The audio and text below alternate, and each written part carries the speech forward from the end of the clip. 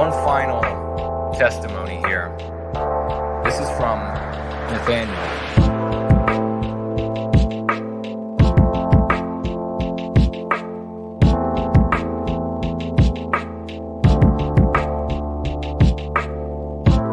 just found this, and it speaks to me on a lot of levels. Too many forget that the continuance of a people should come from the love of one's own people, and not a hate for the other. I hate the mistakes I made. I wear them every day, and some I even wish I could take back. But time is merciless and flows only forward. I'm trying to rectify them, but some I may just have to live with. It's an uphill battle. Listen to this guy, No White Guilt. Listen to this guy, No White Guilt. No white guilt. No White Guilt. Listen to this guy, No White Guilt. No white guilt. No White Guilt. Everything from being a man to encouraging your kin to face tattoos, to how you identify yourself and your beliefs, to discerning your motivations for why you want to see the children of the West survive. Don't make my mistakes. You'll feel like a fool otherwise. Don't make my mistakes. That's from Nathaniel Nelson. A warning to him about the warnings that he wished he had somebody share with him. Listen to this guy, No White Guilt. No white guilt. No White Guilt. Listen to this guy, No White Guilt. No white guilt. No White Guilt. Listen to this guy, No White Guilt. No white guilt. No White Guilt. Listen to this guy, No White Guilt. No white guilt.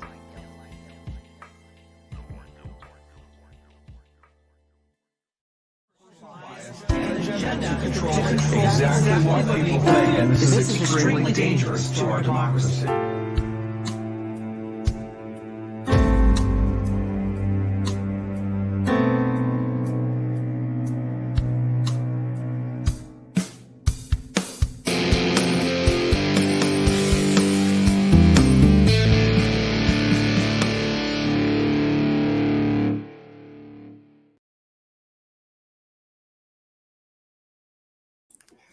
And we are rolling in. I hope everybody's doing all right tonight. Rolling and going free. Trying to get the last pieces of everything together. Can you hear me okay? Is the sound coming through just right? Let me see if I can find you all.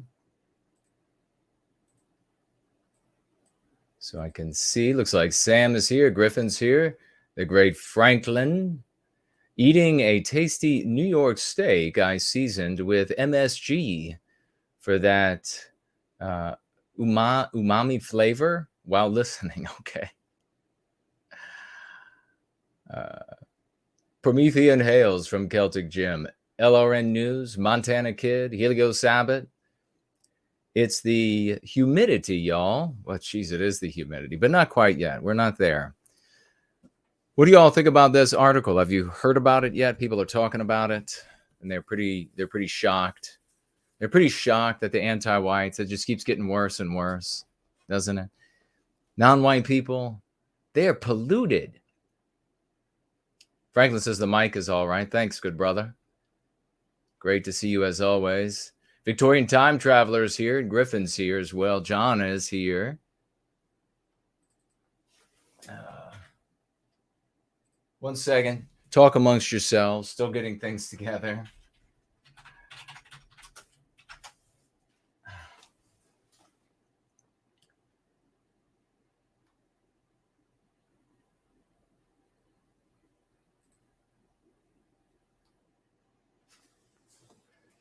And the mic's still working. Everything is good.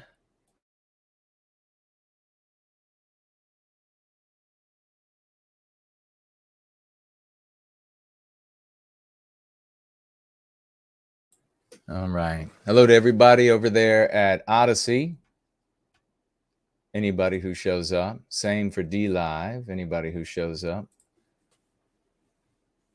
And it appears that Entropy is up and working.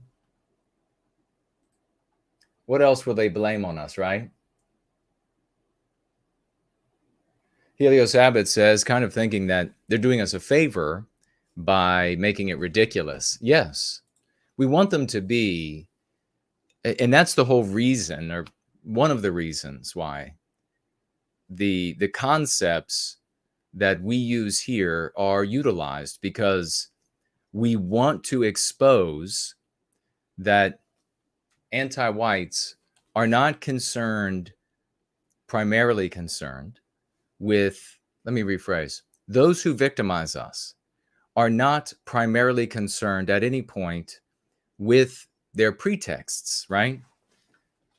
And that's one of the things they hide behind, is they get to use these pretexts and of various types.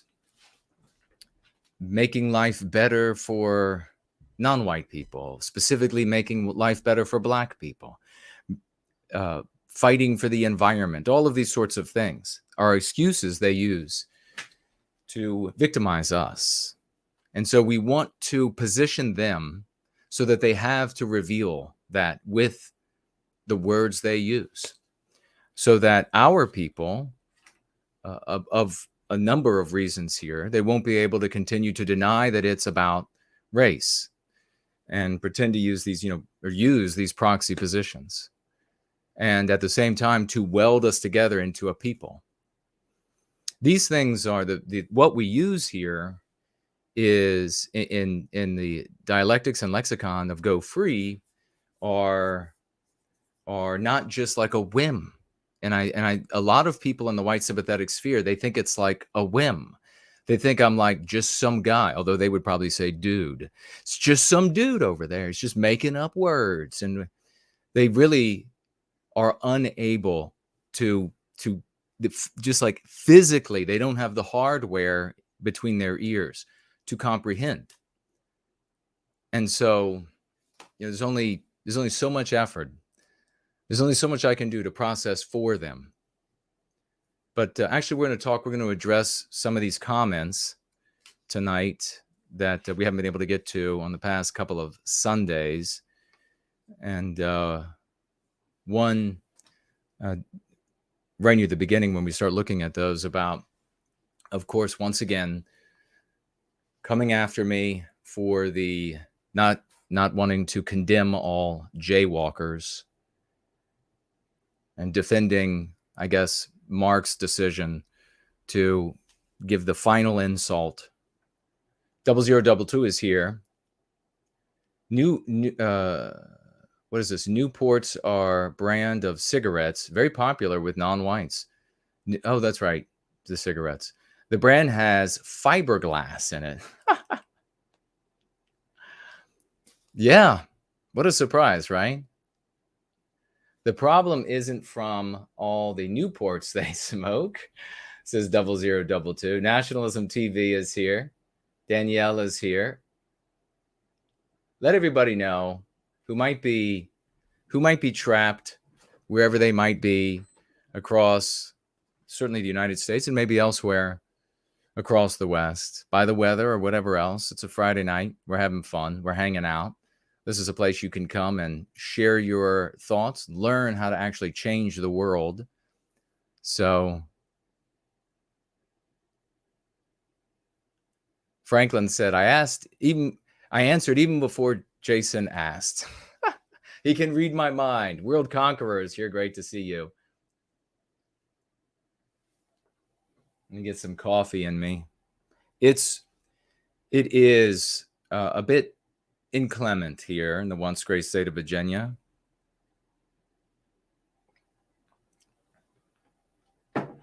Snowing in other parts of the country today, unexpectedly. like up there in PA. I have just been informed by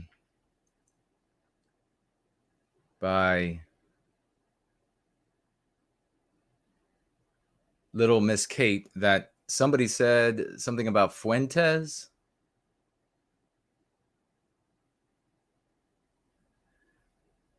Let me see. Where is that? Let me see if I can find it.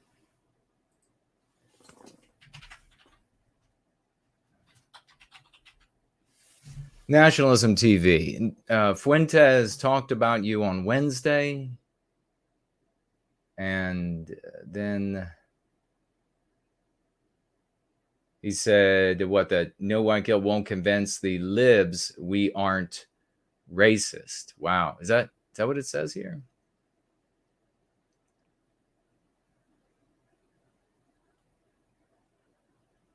John says, hi from England.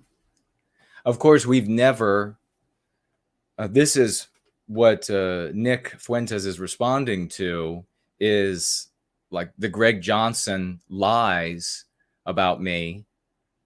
And I guess, and as a result, this community as well, the total lies that the claim that we are trying to win over anti-whites. At no point in 3 decades of service to the white race and our well-being have I ever argued that. So Greg Johnson is obviously a lying, it's a tabloid thing that he produces over there. He lied his ass off. And the others who wrote in a similar fashion were lying as well. And it's because of deep jealousy, very, very deep jealousy. So it seems like Nick maybe read one of those articles or heard from somebody who did.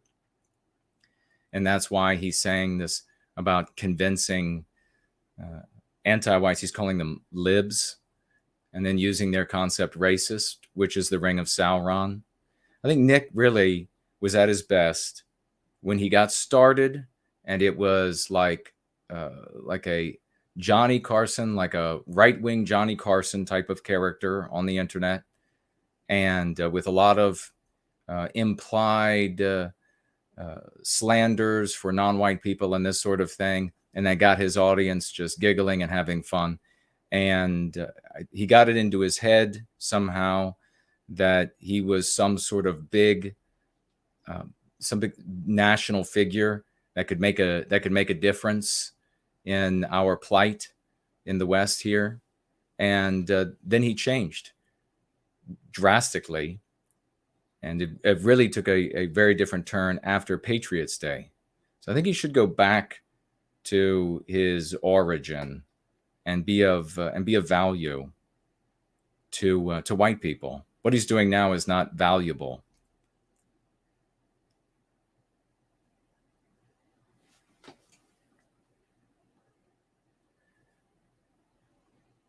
But we'll have to, I don't know, it was on Wednesday, huh? I'll have to, do you have a timestamp of when he said that? Klomp is here. Great to see you. I have that. I was just listening to, what is it called?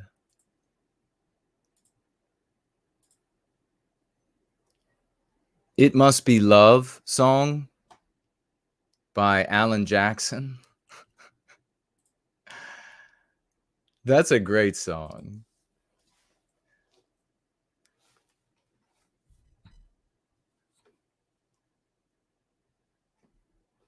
Who else is here? First I get cold, then hot, think I'm on fire. I'm not. Oh, what a pain I've got. It must be love. There's nothing I can do. All that I want is you.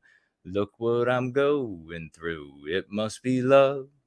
It must be love, boy. It must be love. I fall like a sparrow, fly like a dove. You must be the dream I've been dreaming of. Oh, what a feeling. It must be love. Okay, we don't need to convince people. We aren't racists, says Traveler. We just need to convince them it's an anti-white slur. That's a huge part of the point of this. Exactly. Well said. Oh. Kate liked the singing. Thank you so much.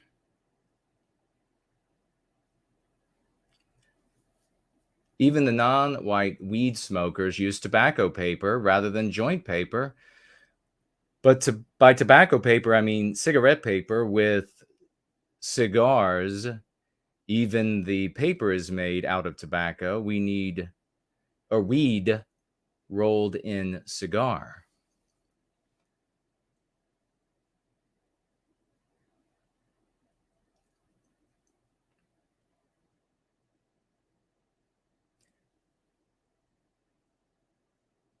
Looks like Ardent White and Wayne are both here. Great to see. And so's Rory. Great to see you. LRN, Biospiritual Tastes. Oh, he says, Nick, the just joking nationalist, pulled a jab at you. That's funny.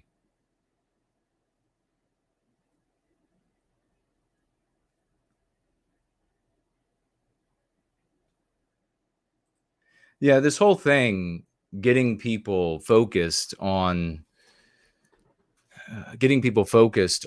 another race of man, and in this case, the jaywalkers, is so deleterious for individuals who care about, or who start out caring about, white sympathetic views, white people, the victimization of white people. We can't say enough. And I understand that it's a very difficult thing to comprehend, that you look out into the world, and I'll try to explain it in brief here. You look out into the world as a white person, and you're not looking out into the world as a member of a people, a group of individuals who see themselves wed together as a single people. So you look out into the world, we all look out into the world, and we look at the world as individuals to various degrees, maybe radical individualists. And then we see out in the world, and this is where it's unbelievably reductionist, and also a very simple thing to understand. And that's why so many people, all the way down to midget wits, they can see this and then they fall for it. So to look out into the world, we look out into the world as individuals, and we say, well, the guy at my place of employment that is getting in my way to a promotion, he is the problem. And he is, right? If he's actively getting in the way to your promotion, he is the problem. So you look out into the world, and then you're like, well, I go to school, or maybe it's a club that you're in, and there's a woman whose attention you would like. But there's another guy there, and he's always getting in the way. She has her eyes on him, and every time she seems to be potentially interested in you, maybe she's going to initiate the conversation or respond to your efforts to get her attention. This guy shows up. He's clearly the problem. That guy is the problem. You've got to address that guy for you. Here's where it goes wrong. You look out into that same world. You're doing the exact same thing. What's in my way out there as an individual? What's in my way? And you look out into the world and you see anti-whites out there of various races. And there is one group of people who, when acting anti-white, have garnered themselves a lot of attention over time. It's not the whole group. It's whatever percentage, I'm sure, is fluctuating and to different degrees of anti-whiteism, some not anti-white at all. But you look out into that world as an individual and you say, they are poisoning my chances at a happy life as an individual.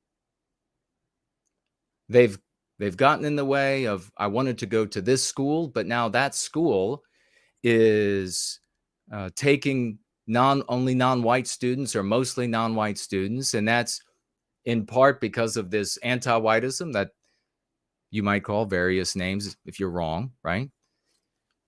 You might wanted to be an actor. You might wanted to, whatever it is. And you look out into the world as this individual and you see groups of anti-whites, the most successful, the wealthiest, they're the ones who get the most attention.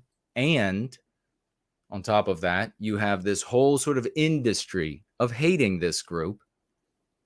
And you fall a prey to blaming the totality of that group for you as an individual not being able to get what you want in the world, not being able to achieve what you want in the world. You then find other people who hold the same opinion. Other individualists who feel like they're not able to accomplish what they wanted to accomplish in the world, and it's because of this group. So you get together with other individuals in animosity, in hatred, in disgust, and contempt for some group. This is akin to forming an alliance with other individuals who hate the Dallas Cowboys. You do not form a people. You do not even form a cohesive operational organization for the benefit even of the organization, much less the people that you're not forming, by gathering individuals who selfishly and individually see and have concluded for various reasons. Some of those reasons might be legitimate. Some of those reasons might be false, that another group of people out there are in their way to their individual success. The only thing that perpetuates is more radical individualists being angry with a specific group of people, and in this case, the jaywalkers. This is it's obviously an extremely complex thing and very difficult thing for people to understand, because I've explained it many times, and yet what ends up happening is all of these individuals who get together to be angry with jaywalkers because these individuals can't get what they want out of the world, they then say, when I come forward and I say to them something like, even if this entire group, and it is not the case, but even if they were born genetically anti-white, again, it's not the case, it would still be deleterious for you and our people to live in this story of theirs as their villain. It's deleterious on many different levels, not the least of which is that we need to form a people out of our deracinated race, because that hatred on that group can be transferred to anywhere else and on ourselves, on our different ethnicities in the blink, but it won't even get to that. I come along and I say this to these folks: this is bad for you. Your life, you'll have nothing but hardship as a consequence. You'll never be able to develop, we will never be able to develop a people out of our deracinated race because of this focus, because of this centering of some other group. And they say, how dare you try to make excuses for the group that has gotten in the way of me getting a girlfriend, of me getting a wife, of me getting the job I wanted, of me being a movie star, of me getting into the commercials. How dare you get in the way of me being angry with them? And of course, my goal is to recapture our destiny. My goal is not to hate on anti-whites in general for what they've done to me. My retribution, my retaliation, my revenge is to form a people out of the deracinated race, to contribute at least to that process. And that's what we do with these concepts. That's why I say to these people, for sakes, if you want to just hate on somebody because you didn't get a group of people, because you didn't get what you wanted to get out of life, then just go do that. Just go away, because that won't better our situation at all. It's not going to better my life. It's not going to better your life. And you're never going to succeed, ever. I mean, there are so many examples. You're never going to succeed in condemning this entire group and getting the population to jettison them, or whatever you would personally like to see happen to them. Whatever you would like to see happen to a group of people that you've convinced the totality are the cause of all rapes, all murders, all national undermining, and etc. I'm sure you want nothing but good things for them, right?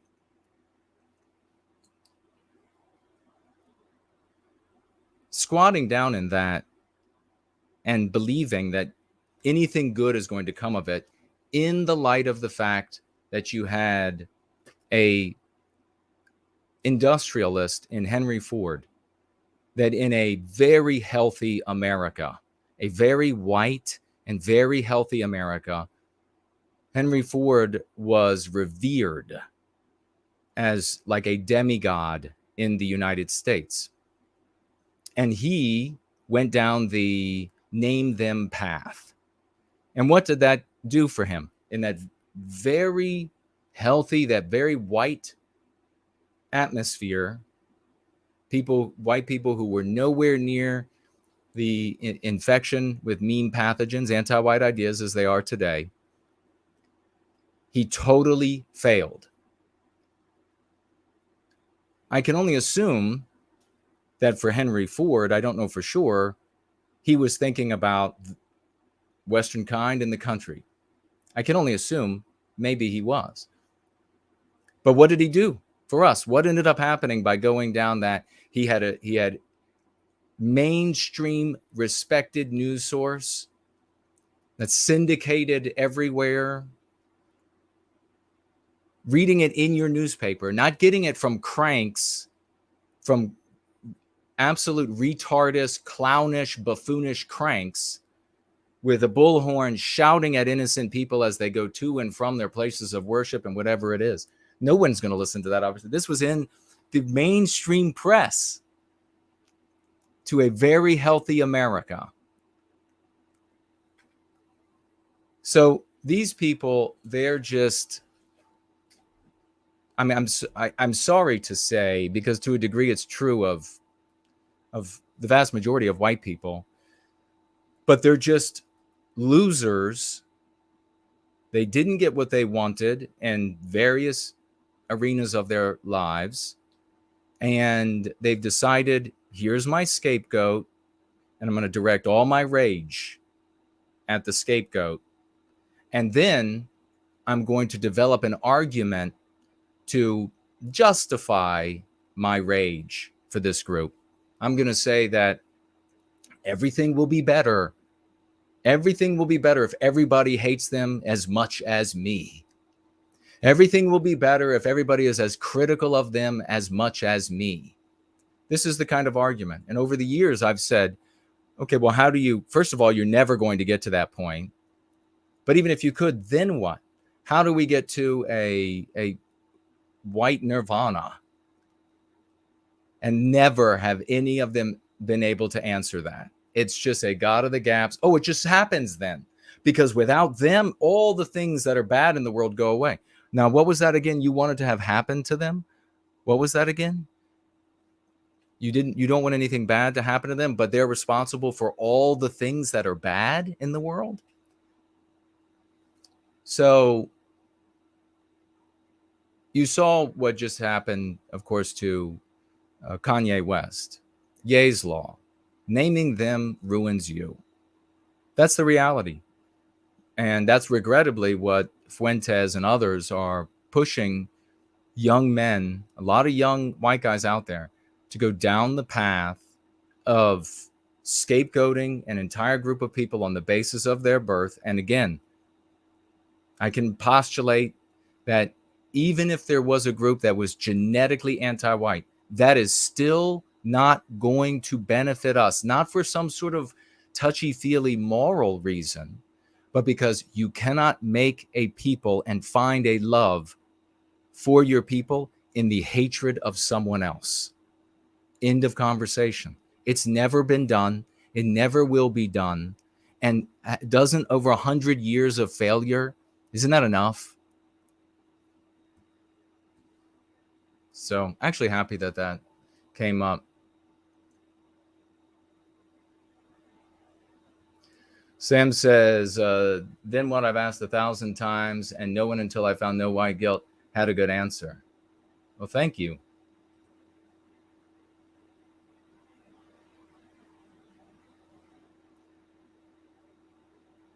So some person in the live chat was praising clowns, degenerates. And all I can say to you is I'm sorry that you are this stunted in your intellectual development and your character, that you could look at vile behavior and think that it's going to benefit the objective of putting an end to the victimization of white people. It simply cannot. As I just explained, if Henry Ford couldn't do it with a healthy America and mainstream media, then why do you think a low-life, degenerate cur, greasy-looking, filthy, unwashed-looking cur shouting expletives at innocent people going to and from a place of worship is going to accomplish anything other than proving the anti-white narrative, that there are monsters in the West and that they are aplenty and that they want to victimize innocent people on the basis of their birth. I mean, look, if that's what you want to do, if you're one of those people that are hearing my voice and you just simply can't follow the logic, then yeah, I mean, this isn't for you. Go shout expletives to your heart's content. It won't do you any good. Your life will be ruined by it. And it's not going to do Western kind any good. It's going to make our job harder because we continually have to get into our brothers and sisters' faces and say, this is not white well-being. These are not people who care about Western kind. These are people who condemn and hate this group over here. That's what they are. These are not folks who are caring about Western kind. Nobody would behave that way. And why is that? Has nothing to do with convincing anti-whites of any race of anything. It has to do with quite a few things, not the least of which is the ordinary white brother or sister out there in their hundreds of millions around the world and what they will heed. White people do not act without a moral matrix. That's all there is to it. You know, unless they're forced by tyrants, they don't act without a moral matrix. And if you don't have to be able to understand it, you can just see that we actually achieve success. What has shouting about jaywalkers accomplished? Nothing for white people, nothing good for us. Hasn't ended our victimization at all. It's so wrong-headed and infectious because of how low your IQ can be to look out and at the most superficial examination of your landscape and say, he looked different. You know, therefore, I didn't get a wife or children or a job, or therefore I'm despised in society, therefore, etc. So I'm just going to make it worse by saying the awful things that the anti-white regime has condemned and said are off limits. Your life just gets worse and worse.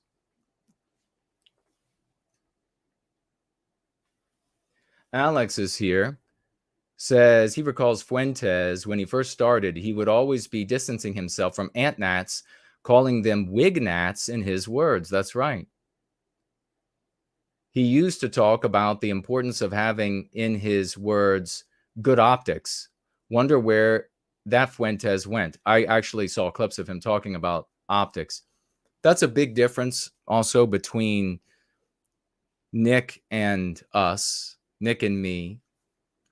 We don't have the term optics implies that you have one set of beliefs and objectives, and then you clean up the outside for sort of polish it so it has this nice patina for the general public.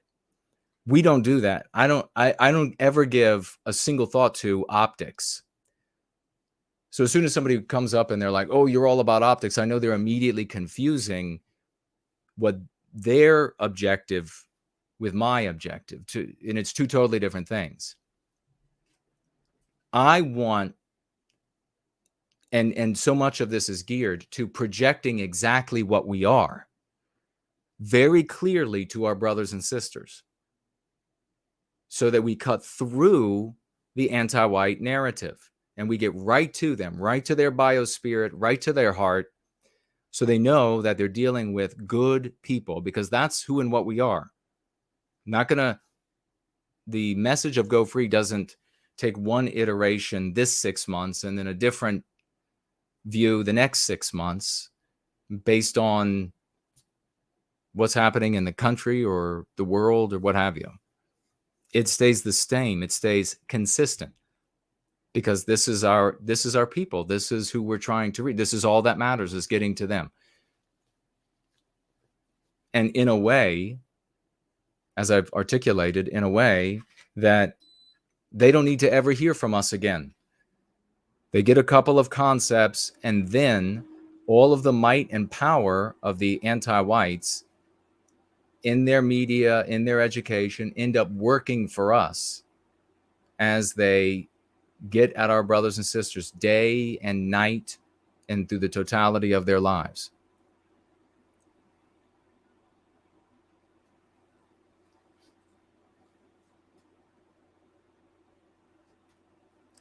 Sam says, these concepts aren't hard to grasp at all. There will always be individuals and groups pitted against you. Focus on individuals and groups that aren't pitted against you.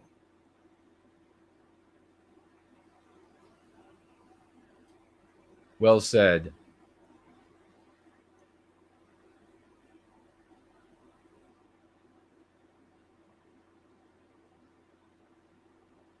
The great 4-0 has arrived. Wonderful to see you, brother. I hope what I was saying a moment ago makes sense about how the people who compose these collections of individuals that hate on jaywalkers, just endless focus on them, those people are angry individualists who believe that whatever their goals or objectives were in life were thwarted or undermined to various degrees by the environment. They blame jaywalkers in toto upon their birth for that environment. And it's a very individualistic thing. It's just like a bunch of individuals who hate the Dallas Cowboys coming together. What do they have in common? Do they form an allegiance?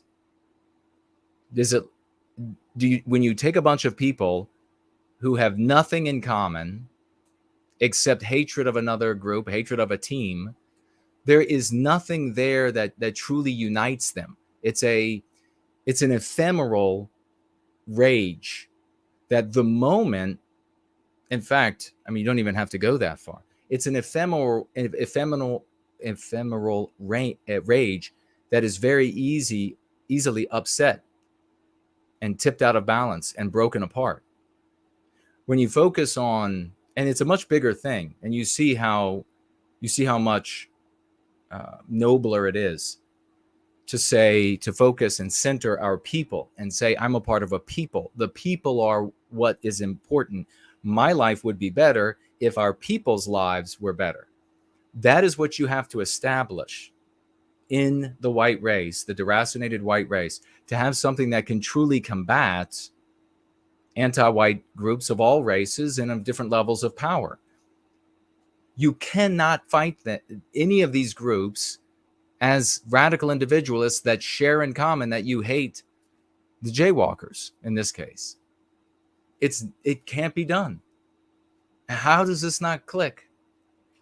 How does it? But at the same time, the not only is it a misunderstanding, a gross misunderstanding, but because so many are unable to compute the danger and the ineffectiveness of this sort of a thing to put an end to the victimization of white people, that when you start talking about this, you get a bunch of attention.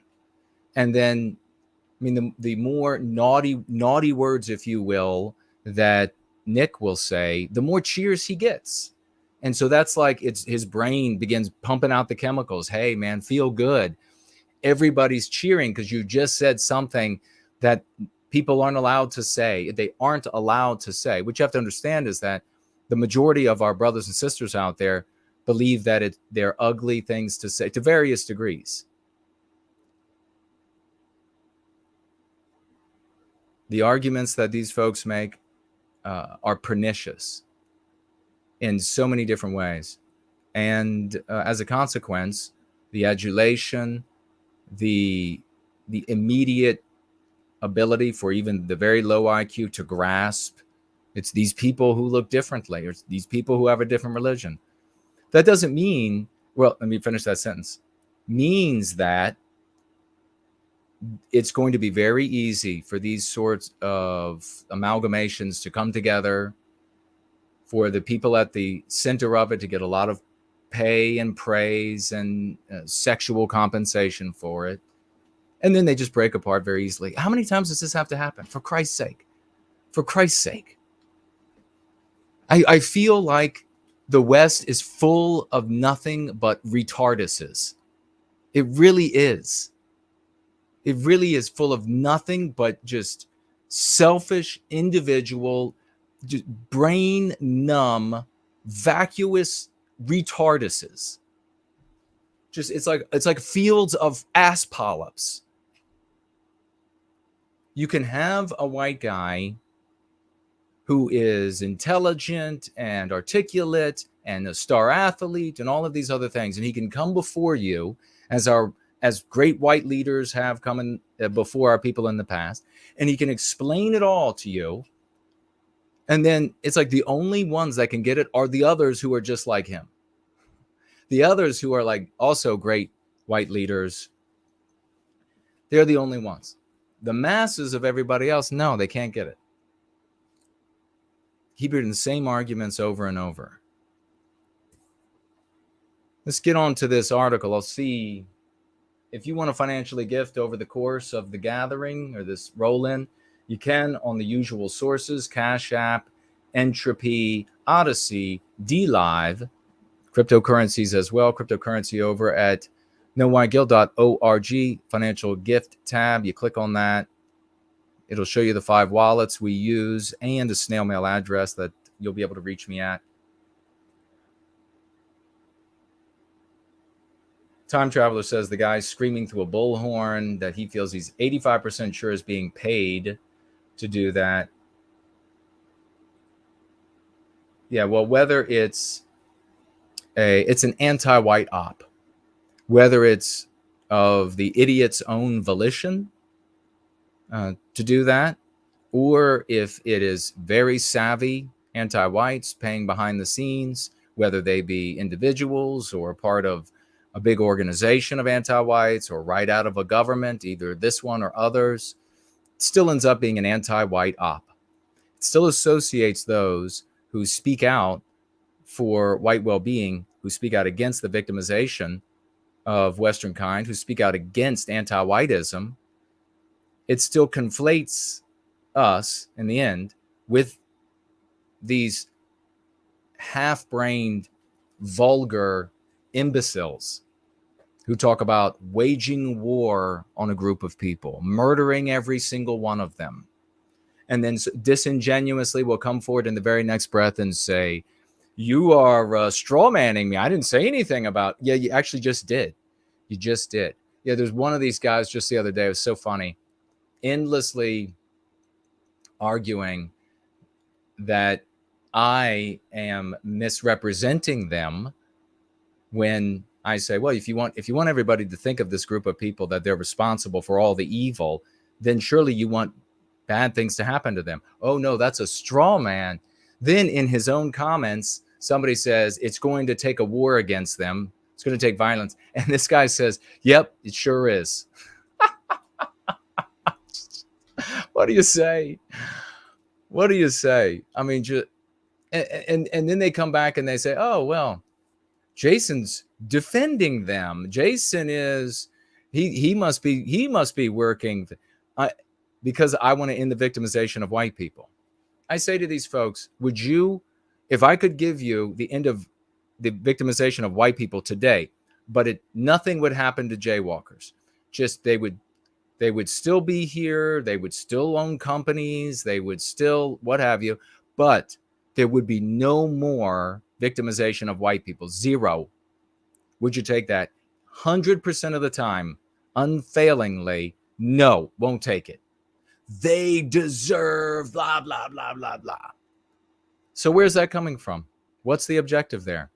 That's coming from a sense that all of your failed dreams and everything else is because of these people. So you as that radical individualist want revenge on them. That's it. That's it. Well, once again, that is not going to end our victimization, and that's not going to weld us into a people. So, I mean, the kind of people that you choose to be your brothers and sisters, the kind of people that you choose to celebrate and be your voice, that says everything about you. Just remember that. Just remember that. There are going to end up being times in your life when you're going to wish you had heeded me on that. Ah, the great Lunder is here. And he's applauding. Thank you, brother. Paul is here.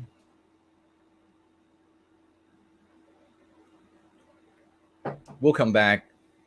We got a couple of comments there. So that conversation is not over. Let me know if you have any questions about that. But what we're going to hit up right now is Los Angeles Times. First I get cold, then hot, think I'm on fire. I'm not. How white people and affluent drivers are polluting the air breathed by LA's people of color.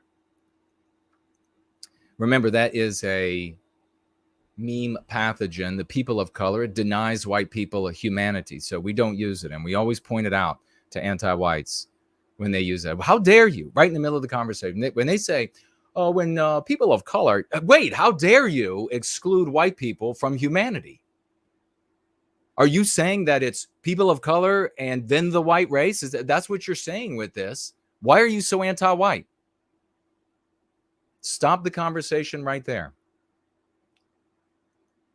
It's all about, here's the big difference between me and people like Nick and these other people that he used to call wig nats, ant nats, cult nats, names that we've given them, is that I say it's all about us.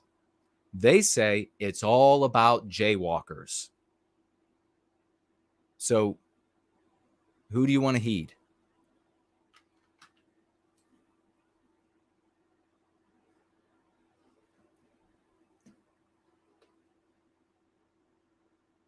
Well, it is about us all. You see, indirectly. No, fuck all that. Fuck all that indirect bullshit. And it's worth saying again that when you don't have a people, which is the position we're in, you cannot form an opinion about a threat to a people that doesn't exist for them to evaluate whether or not your opinion should be taken on board for the general collective. There's no group there to evaluate that. How fucking stupid is it to continue to say, well, I'm identifying a threat to your argument about identifying a threat for whom? Who is this group? No one is thinking of themselves. That's the problem. No one is thinking of themselves as a member of Western kind that derives their well-being from the group's well-being. You folks don't even know how to think it. That's how alien it is. I mean, that's like claiming everybody knows what a union is. You're either in one or you know of them. That's like saying that you're going to identify a threat to a union, the existence of a union, and the members of that union for a threat to a union that does not exist. That nobody out there considers that this union is something through and by which they achieve their well-being at work.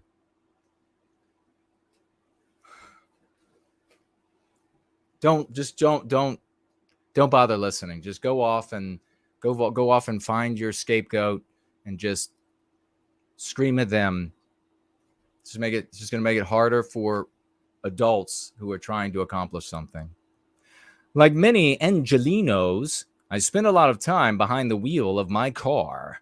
I drive from my West Side apartment to Dodger Stadium near downtown and farther east to hike in the San Gabriel Mountains.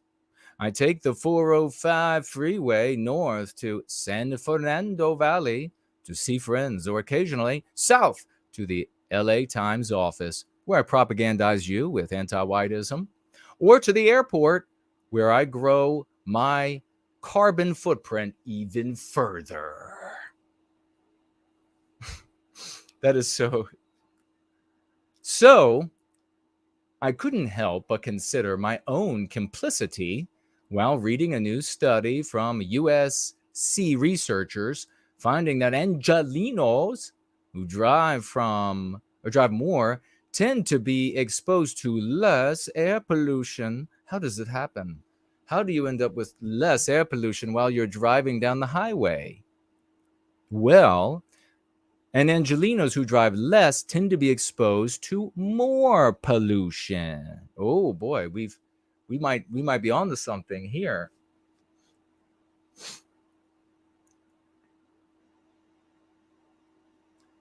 It may sound like a paradox. Now, here's where they're going to manipulate you with what I refer to as Tertullian's glitch.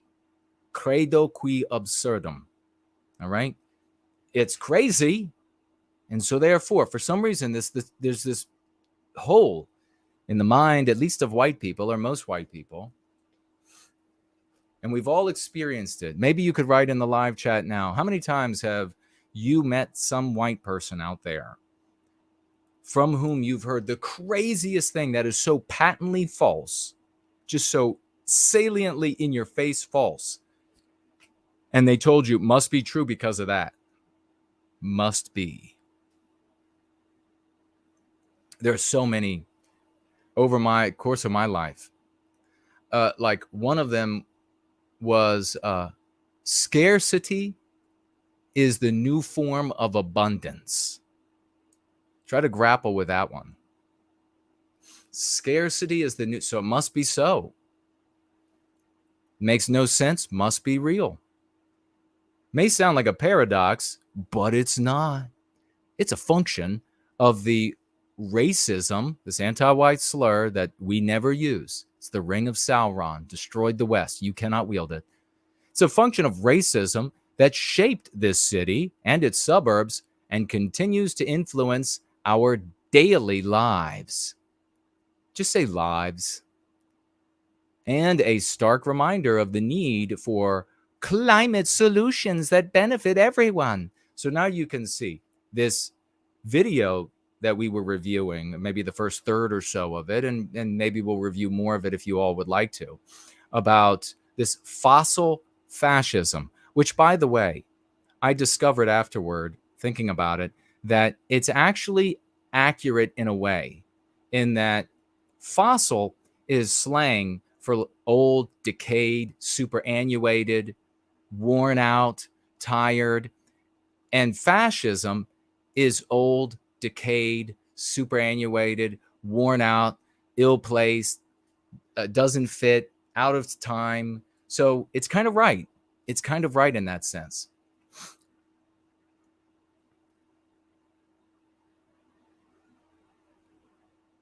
Stark reminder of the need of climate solutions. So you already see where this author, where this propagandist, one Sammy Roth, you see where he is going, or she, I guess it could be a she, is, or an it. We don't even know anymore today. My God. You can't even say. Maybe it's a dragon. Maybe where it's a dragon is writing the propaganda pieces. I saw that video of that guy, non-white guy, who's having a penectomy and not getting a vagina. He wanted to point that out. Not getting a vagina, just getting rid of the penis, because dragons, as everyone knows, are neither male nor female. And so he's becoming a dragon.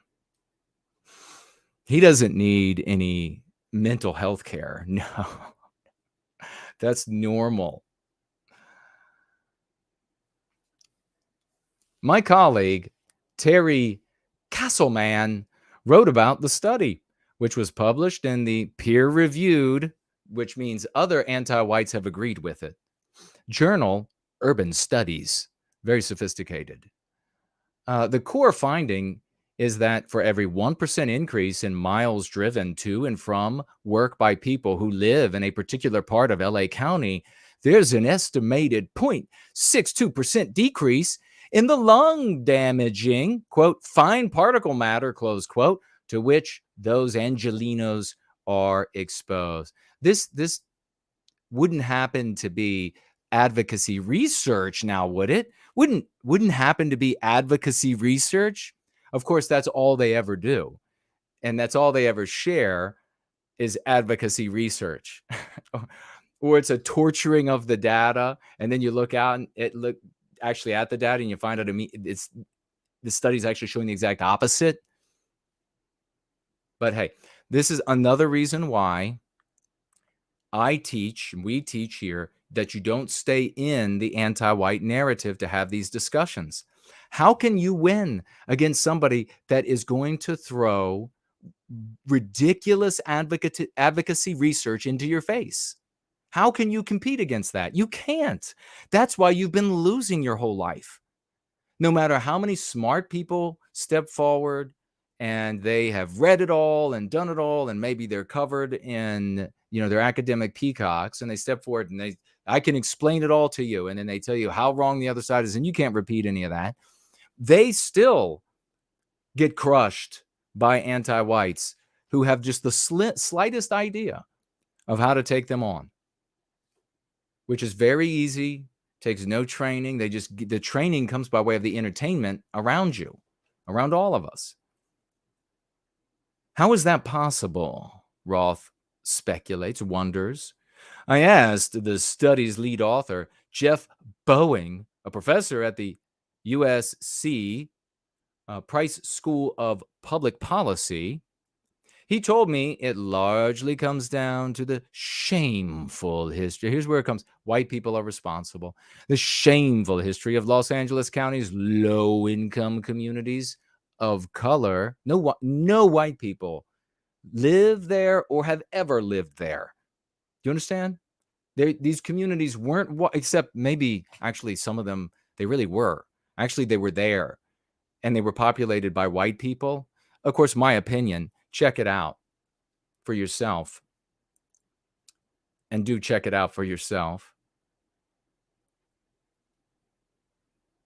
Largely, it's shameful history of Los Angeles County's low-income communities of color being torn apart to make way for freeways. A history that has been extensively documented by the Times. So, of course, this is, again, the manipulation of data. where they're going to ignore neighborhoods that were historically white. And as those neighborhoods aged and the residents aged, property value fell. It became, as a consequence, poorer and poorer. You're going to have that, let's say, as community A, and then community B, same exact origin story, except over time, the community becomes non-white. The government comes in, anti-white government, using taxpayer dollars, finances the rent. And then you have landlords that move in, they buy up properties. And then you have a lot of other folks who are renters. They don't really want to care for their property. It's not theirs. They move in. The landscape changes. Community A, community B. Same thing you come down to at any period that you want to stop sort of the clock of time, the march of time. And what the Times would not have done is point out that highways, freeways, disregard for low income, older, populated by older residents, etc., that the disregard happens not only in non-white, but also in white areas. That's what happens. That's what happens. And you also see that where freeways are built, it's totally a subjective thing. Where do you begin? Where do you draw the lines for, was a neighborhood there? How much of neighborhoods were there along the stretch of a freeway to constitute a non-white neighborhood? And how non-white does it have to be at that particular time in the march of years? You see, it's totally subjective. So you can have a highway somewhere and an area can develop along one part of the highway that is low or lower income, as it does everywhere we live, and then an area will develop as high or higher income. Higher income or more expensive homes, more expensive taxes for schools, and everything that you have to pay for that costs a lot more in those richer neighborhoods are not situated near highways. Just like they're not going to be situated near railroads. They're not going to be. Why is that?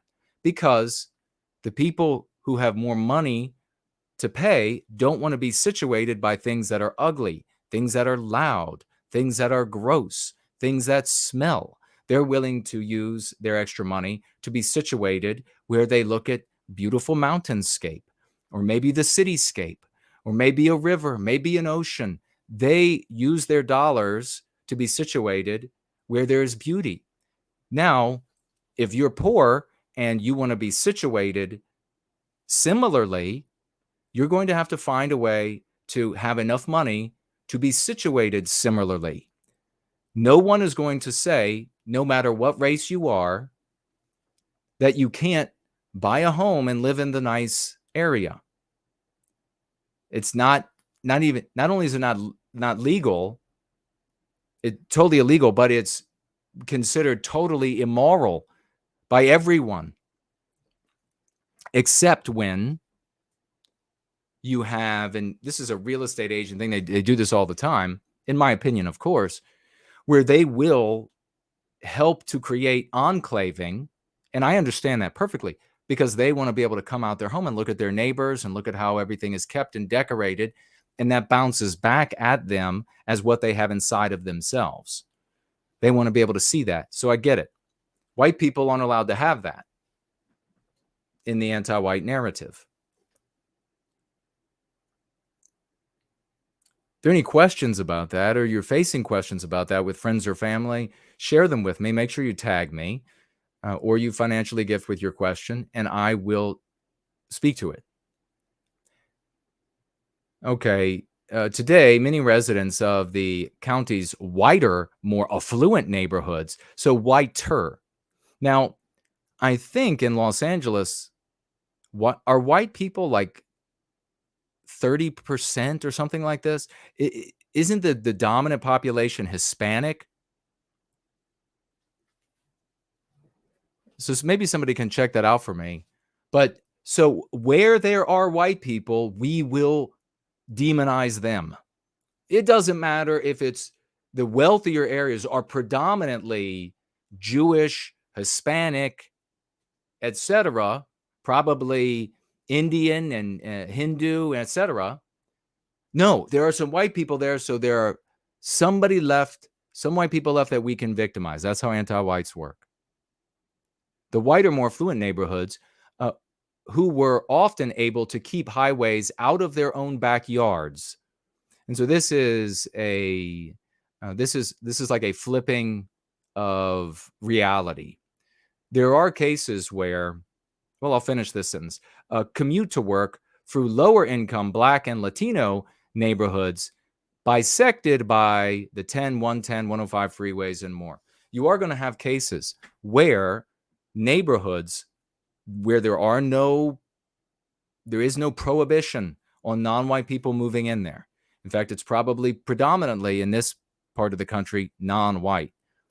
There are going to be neighborhoods where the people who live there of all races have more money, and they will be able to push back at the city's planners, which, by the way, with eminent domain, and you see how often it's used by the government, they just take what they want. This idea, but still, nonetheless, they are able, a bit more able to push back against what the city wants to do, builders want to do with the highways. Find another way. I paid for this nice setting here. And think about the the financial incentive.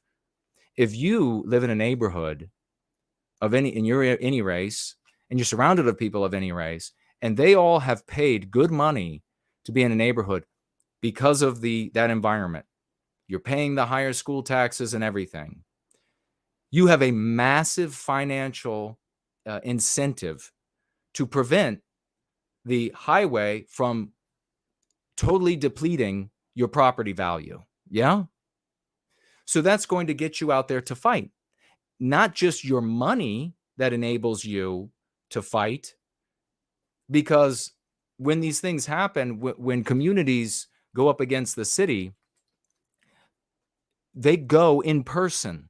They walk there, and they drive there. They go into these county meetings, and they say, no, not in my neighborhood, right?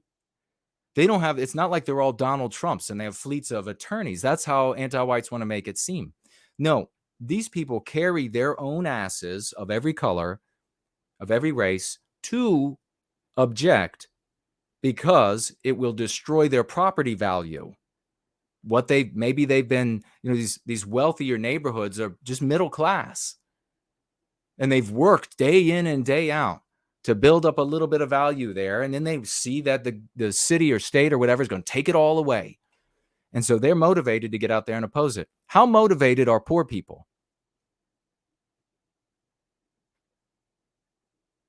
You're not going to harm their property value by building a highway there. The neighborhood's already garbage. They're not very motivated. It's not a matter of a lack of money to hire fleets of attorneys to go and fight on your behalf against the city or state. You know what they say about fighting City Hall anyhow. It's not about not having the money to hire attorneys. It's about the fact that you won't get up off of your lazy ass, because whether they build that highway or not isn't going to do anything to your investment in Shitsville. It's already lousy. So this is the reality of it. And you can see how the anti-whites craft a narrative to condemn the white race, which is why you don't get into it on the basis of what they're arguing with anti-whites.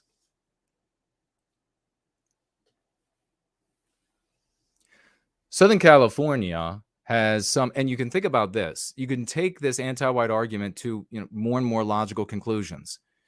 LA can be 0% white people. Anti-whites will be able to argue white people built roads in Los Angeles. Non-white people are getting poisoned by the traffic of their own cars that they own in Los Angeles, while white people in Kansas are sitting pretty away from the pollution.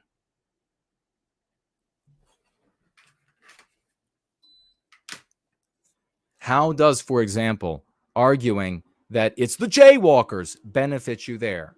It doesn't, like it doesn't benefit you anywhere.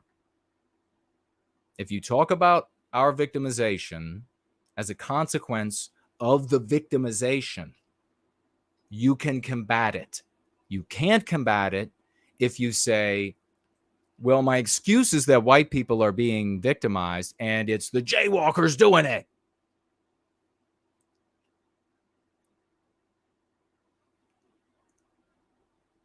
Southern California has some of the nation's worst air quality. Cars and trucks are, and of course, they're ignoring the environment there. What does the air normally do there without people there anyhow? Is it stagnant rather relative to other areas? Are there environmental causes as well? All that's just being ignored. Cars and trucks are one of the main reasons why. And the closer you are to the source, the more danger you face. Whenever I move, I insist on finding an apartment at least 1,000 feet away from the nearest freeway. So Roth here has no problem articulating, don't want to live near a freeway. I have the money to be able to not live right abutted against the freeway. By the way, personal, just anecdotal, in Northern Virginia, this used to just be a pristine environment. Not like 100 years ago, but 50, 60, 70 years ago was beautiful. There was farmlands and then they build subdivisions everywhere, more and more, and headquarters for different companies, more and more, and subdivisions went up everywhere. And I have personally watched highways get built right through subdivisions of white people, right through them. The government wanted them there, and there was no stopping it. And everybody knows this. I mean, even out in Loudoun County, where they wanted to prevent in Loudoun County what had happened in Fairfax County with the big boom and all the roads getting built, and they fought tooth and nail. And now Loudoun County is considered Little India. You can go out there and see rooftops for as far, used to be pristine countryside, farm land, pristine forest, old forest, all gone. How rooftops as far as the eye can see, and Teslas everywhere, expensive Teslas being piloted by well-to-do Indians from India. Good for them. These highways been built right through. Walls, the walls they put up beside highways to knock down the sound a bit, and of course to serve as a barrier so you don't have to see the highway, built right in people's backyards. This has been going on my entire life, the entire time I've lived in Northern Virginia. I moved away a number of times, come back. The entire time I'm here, it has never stopped. Walls going up like 15 feet from the back of people's houses. Big concrete walls. White people. So it has nothing to do. This is so preposterous. Of course, it's just anti-whitism. Everything viewed through the lens of anti-whites. Whenever I move, insist on finding an apartment at least 1,000 feet away from the nearest freeway. LA Times investigation revealing that people who live near freeways suffer higher rates of asthma, heart attacks, strokes, lung cancer, preterm births, and potentially other illnesses such as dementia. All of that, folks, is being blamed on you as a white person, on the white race, Westman, Western kind. And how will you have to pay for that? In health equity, which means that no white person can be healthier than the sickest non-white person, because that means that you've gotten treatment before they did.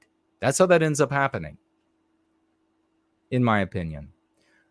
Boeing has gone a step further, taking air quality monitor with him when he and his wife were looking for a new home a few years ago. He got one of the highest readings for particulate matter near the 101 freeway in Echo Park. That's why the property values are so low there, Boeing. That's why.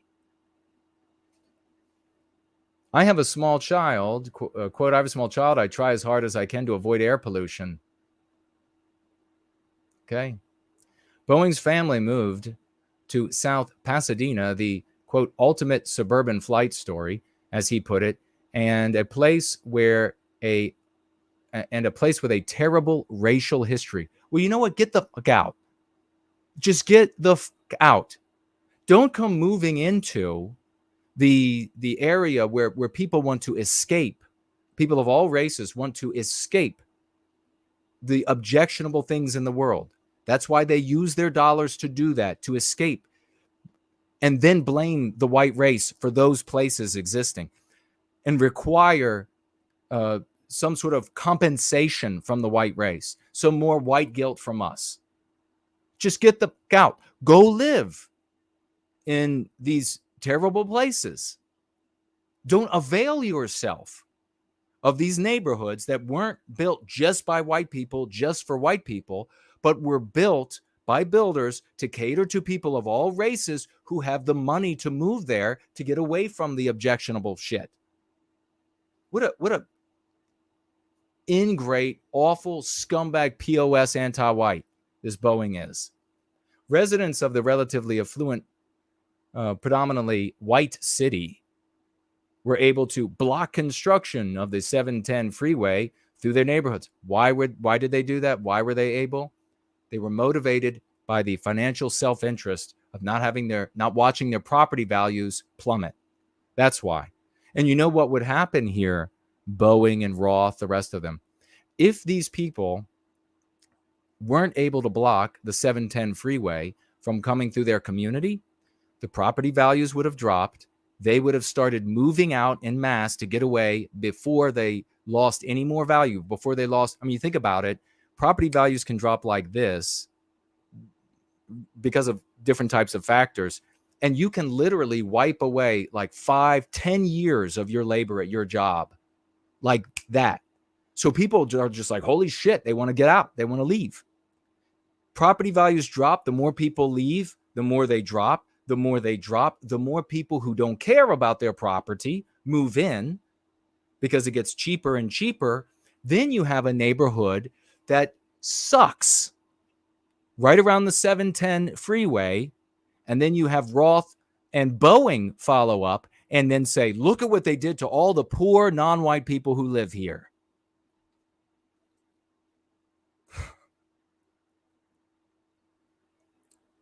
Boeing is acutely aware that he and his wife and son are the beneficiaries. Good for them.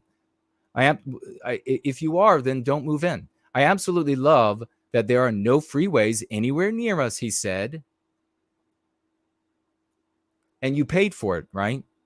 You didn't get it because of your race. You mean you're not a white guy who got it because you were white? You actually worked and paid for it. Huh. Funny how that works. As a white guy, I guess he is white. As a white guy who lives on LA's west side for the most part of my life, I've benefited from the region's sordid history as well. Blame the white race. While he flees to some nice area with good money, he's going to blame you, your white ass that's trying to get by, working for a living somewhere, just trying to make it. He's going to blame you. And he's going to give the intellectual fodder to all the anti-white animals around you to look at you as the avatar of all that is wealthy and healthy and beautiful in the white race and blame you and victimize you because that anti-white wasn't born with all of those things. That's what this guy's doing. Blood all over his hands. He and Roth. Much as I try to do my part, taking the train a couple times a month, that's not your part. Live in the ghetto, turn over half your salary to those people. That's your part. Walking to local coffee shops and restaurants, I'm sure to get like his extraordinarily expensive, very daintyism type drinks. I walked the block or two just to do my part. And now I'm going to provide the intellectual fodder to cause rape and mayhem and murder of Western kind. There's no question I contribute to the inequitable air pollution that Boeing's study described. Actually, so that was Roth. Roth, I got something to tell you, buddy. I'm going to go ahead and guess you're not white, Roth. I'm afraid you're not white. This is a handy little thing that certain anti-whites are able to do. And that is, when they want to condemn the white race, they say that they're white and they feel guilt. But when they are the reverse, they then become the folks that they actually are. So, Roth, I'm afraid that doesn't work. We know you're just an anti-white. And that's all that matters, Roth. And you know what Roth hates most of all? Do you know? Can anybody say? Do you know what Roth hates most of all? Hearing me say what I just said, what he hates most of all is that I don't condemn him on the basis of his birth. I don't give a shit what womb he came out of. I don't give a flying shit about what he calls himself, what he believes himself to be. I don't give a shit where he goes on Saturdays or doesn't go on Saturdays. I don't care about that at all. All Roth is to me, the entire value of his life has come down to one thing that makes him the most vile thing on the planet, and that's anti-white. That's what Roth hates most of all, folks. And if you are bright enough to get it, you get it. If you're not, can't help you. Go get your crayons. I was especially struck by this map from the study.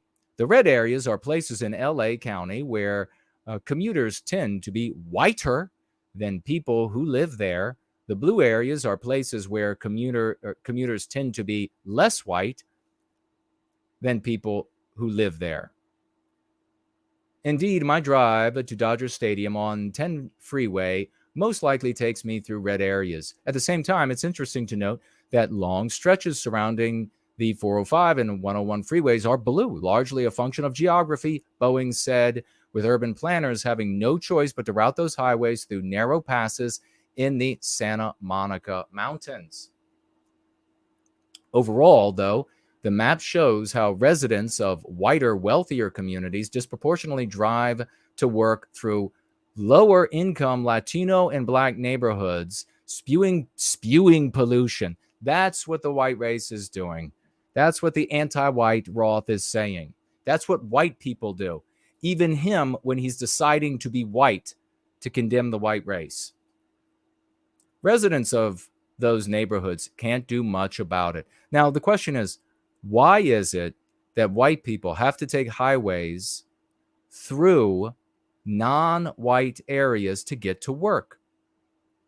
Did the city planners, white people who built the cities, did they say to themselves, we don't want people in this city to be able to live near their work.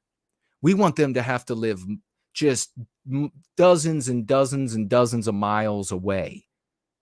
Is that what the city planners said? Of course not. The white city planners who built the city said to themselves, we're going to put the neighborhood right beside the places of business. Over time, businesses change hands. The buildings can be torn down. New buildings can be put up. The work, though, the work stays in the same place, stays where it's zoned to be happening. The neighborhoods, however, they change. They get old. And the people who own the homes get old. And their children move out of those homes. And they want homes of their own. But where do they go? Well, new homes will have to be built. They'll have to be built out a little further from work. It's worth it, though, because you get a new house, you get a new neighborhood, things are fresh. It's not living in mom and dad's neighborhood that is slowly decaying and going to the dogs. Never going to be getting like a freshening up, that just blanket freshening up of the neighborhood, because each one of these residential properties is owned by individuals.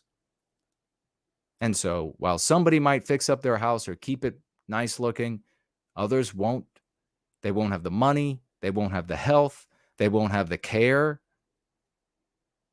And so while that's taking place, the value of those properties near work goes down. Looks worse, not as nice, Buildings are uglier. The schools are uglier. People who are now getting started on their careers are moving further out. And as the value goes down, rapacious landlords come in, buy up places. They lease them out to government-funded poor people. Other poor people move in. Some poor people that are good people, they're working their ass off and they want to just get through this. They know they got to live there. They can't afford anywhere else. They move in there too. And the value of the neighborhood drops. And then the same thing happens to the next concentric ring and the next concentric ring and the next concentric ring until people have to drive a long way to get to work. And they go through a lot of low-income neighborhoods to do so.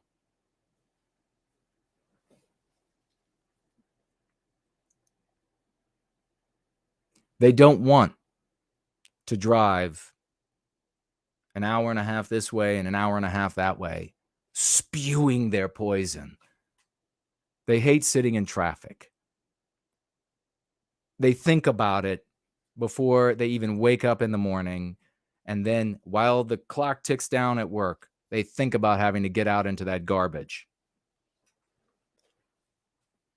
They're actually suffering as a consequence of what happens to these neighborhoods, especially when the anti-white government comes in and starts financing people, a lot of different groups that they'll call non-white people, almost entirely, in my opinion, that they'll say are underserved. And so therefore they get all of this money from the government.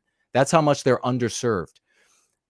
Somehow I am like overserved, but get nothing from the government. But the people who are underserved are just having money and etc. Big snow shovels of it thrown at them from the government.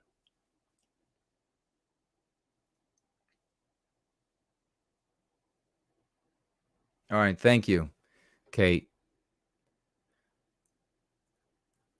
Boeing was careful to note that the study doesn't conclusively prove the pattern. But we're just going to go ahead and say it like it's conclusive. The patterns in how Angelinos get to work are solely responsible for different levels of air pollution in different communities. Majority white West Side neighborhoods, for instance, could also be benefiting from ocean breezes. No shit. What was I saying about environment earlier? And when it comes to the environment, by the way, the natural environment, where would the people of money want to have their neighborhoods built? That's where builders are going to go and put houses. They're going to look out and they're going to say, wow, over here, it's nothing but, for 50 miles inland, ocean breeze. That's where I'm going to build the multi-million-dollar mansions because they're going to smell the ocean all the time. This is how it works. Researchers' close examination of driving patterns, commute distance, and pollution, which involve a combination of data analysis and modeling, in other words, anti-white lying, painted a clear picture of environmental injustice, Boeing said. Naturally, they begin with a conclusion and they work backwards. That's how and that conclusion is victimizing white people. In addition to the link between air quality and miles driven, his team found that non-white, I love it. Yes, you're welcome. Non-white, not minorities. God, it feels so good to change the world. That what we're doing here, changing the actual words used by the regime, by people who hate you. This is like getting the devil to speak with the words you want him to use. How powerful is it to get the devil? You can't overcome the devil. You can't go down and wage war on the devil. But what if you could get him to use the words that create a spell that kills himself? You're welcome. Non-white communities face higher pollution levels across the board. So what do solutions look like? Getting rid of white people? Getting more people into electric cars is definitely one of them. The level of pollution, just look into it for yourself. Another study published last month found that as more people drive zero-emission cars in California, fewer people are being sent to emergency rooms due to asthma, at least in the areas where people are buying and leasing those cleaner vehicles. I that is absolute garbage science, it sounds like. I mean, there can't be any other reasons for people who, first of all, is that even true? So you have to look into these things. Is that even true? What was the data for the previous years? How far back does it go? Is the current claim accurate? And then, are there anything else? Are there any other things in the environment? Use of medications, doctor, etc. Anything that could also be affecting this? What about changes in actual weather pattern that could also influence it? What about changes? What about if the tailpipe emissions aren't actually responsible for it and something else was responsible for it? And now, whatever way that might be, it's being ameliorated. Maybe the kitchen counters had formaldehyde in them. I mean, who knows? These people are just like, how do we get to victimizing whites? Gavin Newsom has set a goal of ending the sale of gasoline vehicles by 2035. The climate bill signed by Biden, though, could complicate that effort. As the Times' Russ Mitchell explains, the Inflation Reduction Act is set to phase out federal tax credits for electric cars that aren't built in the U.S., at least a temporary obstacle for some automakers. Regardless, switching from oil to electricity won't solve everything, especially because where is that electricity coming from? And what about all the substances that these veritable spaceships are made of? If you really wanted to save the environment, and this is proof positive that they don't want to save the environment. If you really wanted to save the environment, then, and especially from what automobiles can do to the environment, you would want to simplify automobiles. You would want to mandate that automobiles are less and less reliant upon minerals and etc. that are toxic, damaging to the planet to mine, etc. You would want cars to be as mechanical as possible and less electronics, far less, but instead you have these Star Trek spaceships going down the road now, and you're saying, boy, look at how clean that is. Switching from oil to electricity, electric vehicles still produce harmful air pollution via dust from brake pads and toxic chemicals in tires. And they actually say that here, and many other toxins. And cars of all kinds can kill pedestrians and drivers. Yeah, I'm sure it'll be if you're a white person in the future, if this just is allowed to go as far as anti-whites would take it, you accidentally hit a non-white person, they'll call that murder. Policymakers could help limit the need for long commutes. Boeing and his co-authors wrote, by offering tax credits to incentivize working from home and charging congestion taxes more aimed at white people to make driving more expensive. And then Roth will become a jaywalker again because he'll want to get out of the taxation. An idea, classic move by an anti-white. See the big difference there? I have the upper hand in that back and forth there. Now, if you decide, oh, I'm just going to call him a jaywalker, he is chumping you. You are his bitch. And if you don't see how that is happening, then that's why you're falling for it and being chumped by him. Jesus.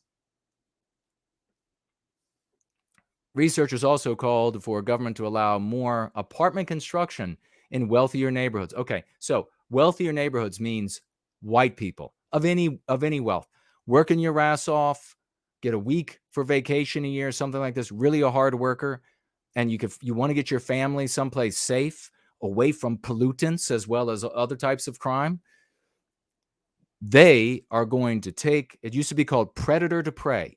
They're going to take these government, federal and state funded projects and drop them right in the middle of your neighborhood. So that, well, maybe you got away from the tailpipe gases, but you don't get away from the other types of backfires that take place in such communities. It's all about victimizing white people. You can see it every word. Notice this. Listen closely. Do you see how I dissect this? And the entire time I'm putting us in the center, the entire time I'm talking about how we're victimized, everybody else out there, they in this case are anti-whites. And I talk about people who are just like benign gray matter out there.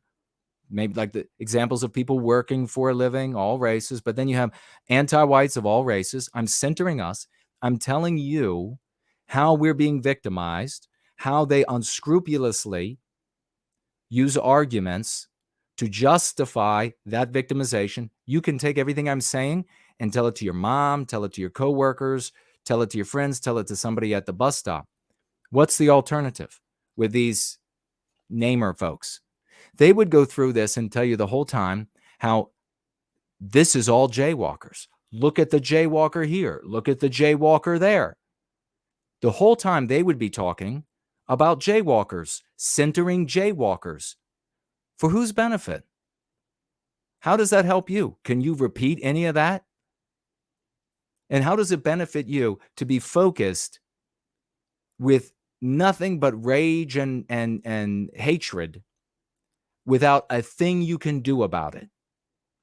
With an objective that poisons your very soul. Because what's the objective of wanting to say endless things negative about a group of people, jaywalkers in this case? What's the objective? It's like if you lived in an apartment complex and everybody in that complex, or there were people in that complex, let's just say, and they went to all the neighbors, the whole complex, and they told everybody there that all of the thefts out of cars was your fault. Slash tires, your fault. Fires, arson in the community, your fault. What would happen to you? What do you think the community might do to you? You know very well your objective when you want to bring all of that negative attention to jaywalkers. All of them, the anti-whites and the innocent ones. That poisons your soul. You can't be a good and healthy person with that as your objective. You'll never accomplish anything. Let me see what this question was before it scrolls off. Thank you very much, Kate. Somebody asked a question. Is it aisle 2? Let's see if I can find it. The article's almost done. We'll get to your comments. And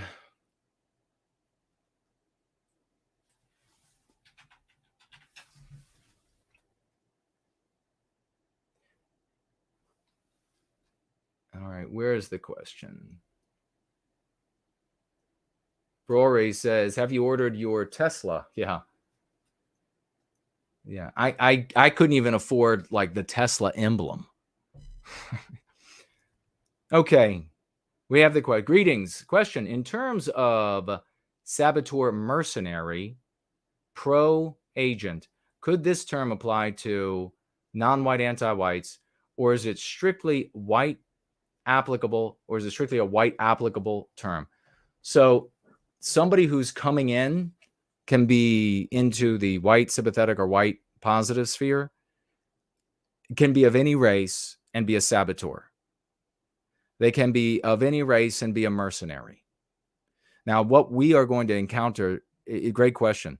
What we are going to encounter most of the time is white people who come in either with a mercenary mindset from the start. That's less often, but a mercenary mindset either on their way out or once they're out. But non-white people could do the same thing. So it's not just something that white people could do. That's a great question. Thank you for that.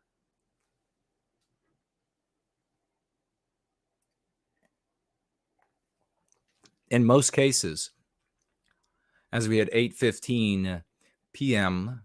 on the East Coast of the United States, in most cases, it's what happens is you have people come in to the white sympathetic sphere, and they come in because they're cranks. That's all they are. And they see the condemnation of, well, let me put it this way. The hatred of other groups, ends up causing those people to be pushed to the fringe of society. Cranks, and this is most often the case, they can't find anybody in normal society to listen to them. So they go to the fringe. That's how they end up in white sympathetic groups. They're there for a while. Sometimes people, they figure out how crankish they are and they can't get along there, and they end up leaving. The concern for the white race was never something big for them. And then they decide to profit off of it, telling their story, that sort of thing. But there are certainly, people can also be, if you're also asking, and this happens much less often, well, and maybe even increasingly more these days with the anti-white governments we have now, people can be paid from the start and inserted into different groups. I mean, that happens. You even see the government saying after the fact, oh yeah, well, 3/4 of the group were agents of various agencies.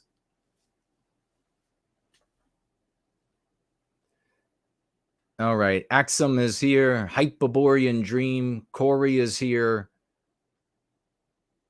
D. Smith. John is here. Let me move through this. And we might have covered enough of this highway thing. I think it's pretty obvious what the anti-whites are doing. Biospiritual Tastes. Great name. Says, you speak the truth, logic, and passion. Thank you for that. I appreciate it. Santa Claus has shown up. Weather is here. We got weather. Got weather. Winged Productions is here. Hello to you. Oh, the great Elaine Sabatino is with us. Hello, good sister. Winged says, would you say any movement needs its crazies and radicals? Those are two different, you should define those differently. Radical, and it depends on who you're talking to. Are you in friendly company? Are you in neutral company? Are you in like the general public? The term radical in the general public is not something you want to call yourself. And very often people don't realize these things because of what I was saying the other day, that when you are white sympathetic, or at least started out that way, and maybe you still believe yourself to be, but it has become this villain role LARPing for you. You take on a vocabulary that you can't share with anybody else outside of that little circle. That's why you see so often at these conferences, Jared Taylor, very fond at conferences over the years to say, it's so good to be, and it was various ways that he would say this, it's so good to be able to speak the truth. It's so very good to be among the living. It's so very good to be among people with their eyes open. Jared, so many different conferences open this way. And I thought, that's a problem. That's a problem because we're saying things that we can't say to our brothers and sisters out there. How are we going to grow? We need them. We need millions and millions of them. So it's a big problem that you get together. Could you imagine any other pursuit? You're like a model shipbuilder. And you're like, thank God. You get together with the meetings and they're like, thank God we're together. Model shipbuilding has become an immoral and illegal activity in society. But here, we can talk about it. Show me your mast. I mean, it's just nuts. It's absolutely nuts. You would say, whoa, there's something wrong with what we're doing if we can't talk to our brothers and sisters out there about it. The concepts that we teach in the Go Free method are the things that you absolutely can and should be saying to the people around you. So when you say crazies, I am going to infer that you mean that negatively, denotatively and connotatively. But when you say radicals in our context right now, I'm going to infer that you mean that positively, as a person who's going to take a chance, a person who's going to pass out a leaflet. That's what, unless you want to correct me, a movement needs no crazy people. Absolutely no, you cannot have crazy people. A crazy person will turn off 500 good people, will turn off 99.9% of every normal person they talk to. And I have 3 decades, almost 3 decades of experience watching and becoming intensely furious over it, watching good, normal white people, productive white people show up and get driven off by psychos who are immediately in their face with jaywalkers, jaywalkers, jaywalkers. And they're like, whoa, man, back up. What the hell? Do you live at like are you like a troll and you live in like a troll hole somewhere? What the fuck are you talking about? And they're like, oh, you gotta hate the jaywalkers are everywhere. You gotta go after just look at everywhere you go. They're jaywalkers. They're jaywalkers. And then the people are gone. And I'm like, well, there you go. That guy was a builder. That guy like builds whole neighborhoods like we're talking about here. And what do you do for a living? Oh, you're in public assistance. Oh, you actually are like, and all work is noble work. You know, as long as it's being done honorably and in a dignified way, but we can all understand that when it comes to persuading other people, impressing other people, when it comes to having the financial resources, when it comes to having contacts, so the human capital, we can all understand that the guy who is like the Walmart greeter, the guy who pushes that big mop at Walmart or whatever it is, and who wants to speak endlessly about how it's the jaywalkers, the guy who plows snow during the winter in a 30-year-old truck and then rakes leaves and mows lawns in the summer. Those guys, hyperfixated on hating jaywalkers, are not nearly as valuable to our endeavor for our people as the guy who builds entire subdivisions. You get it? So I've watched, and these a lot of these jaywalker hater types, these jaywalker shadows, they want to point at the times that I have gotten really angry over how they ruin the human capital in the white sympathetic sphere. And I proudly will be that angry always about it, because I want to actually recapture our destiny. And that means we're going to need people who make a lot more money than you and me, who have a lot more contacts than you and me, who are more productive than you and me. We're going to need a lot of them in the military, in police departments, in the bureaucracy. We're going to need a lot of them. So stop running them off with your crazy bullshit. It's another reason why these idiots going out there screaming at jaywalkers makes it infinitely harder for us to recapture our destiny. So now, when you mean radicals, somebody who's who will be willing to take a risk, I have to clarify on risk, because you might mean, and this is what I run into all the time, is in the white sympathetic sphere over the years, that take the risk of dying, of losing everything. We don't need that. That is not a radical act today. That is an asinine act. That is an infinitely stupid act. That will harm us act. We want people who are able, radically at their dinner table with their in-laws, radically at the table at work with their colleagues or coworkers, to say that they're fed up with how anti-white things are becoming. Everywhere they look, it's nothing but anti-white policies. We got another anti-white policy. And then when you're at home, you will not tolerate somebody being anti-white at the dinner table. Those are the kind of radicals we need. And if you are, if you're the kind of person who's thinking, that's not going to be enough, we have to take control of the government, then just please go back to LARPingville. Please go back. I'm not, too many children here, children-minded.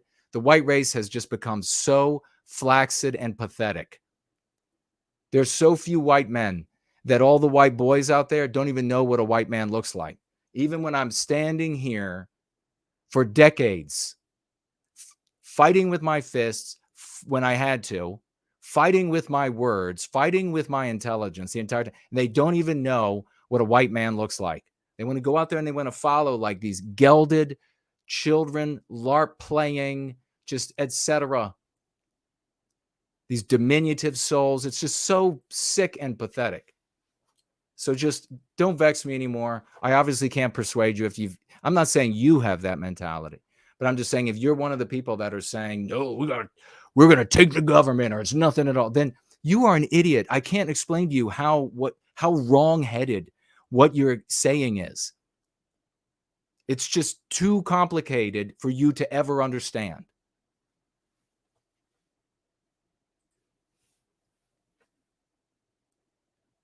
Elaine says, hail Jason and family. It's actually true. I'm glad I said that. So many white boys out there have no idea what a white man looks like.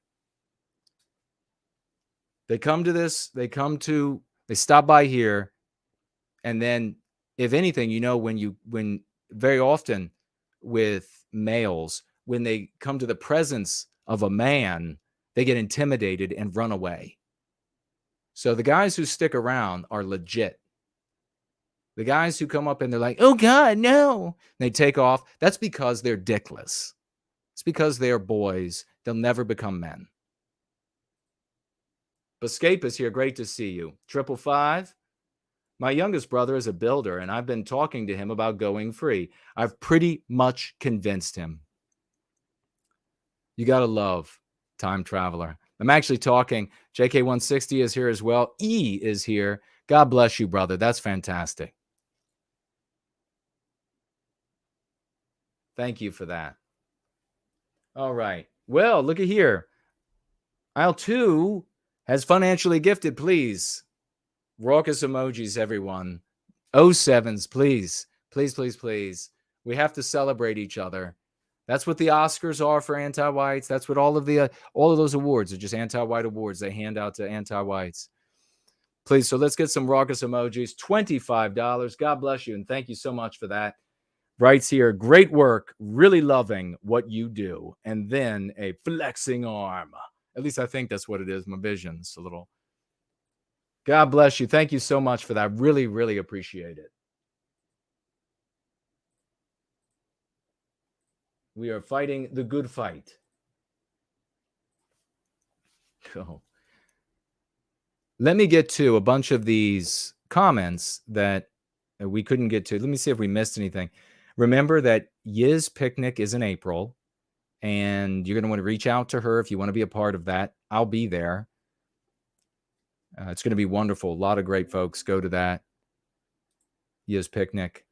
And audiobook is available. Second edition of Go Free. You can find that at Amazon or Apple, so it's on Audible as well. Please check it out.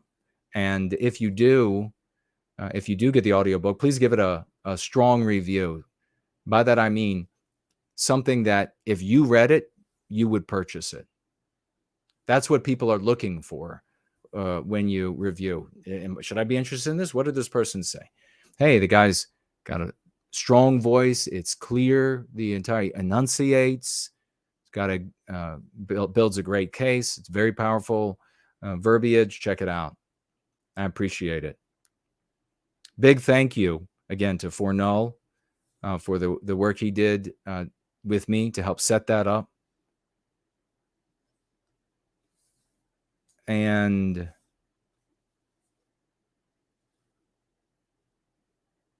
I probably will come back. How long have we been going? 2 hours now. Okay.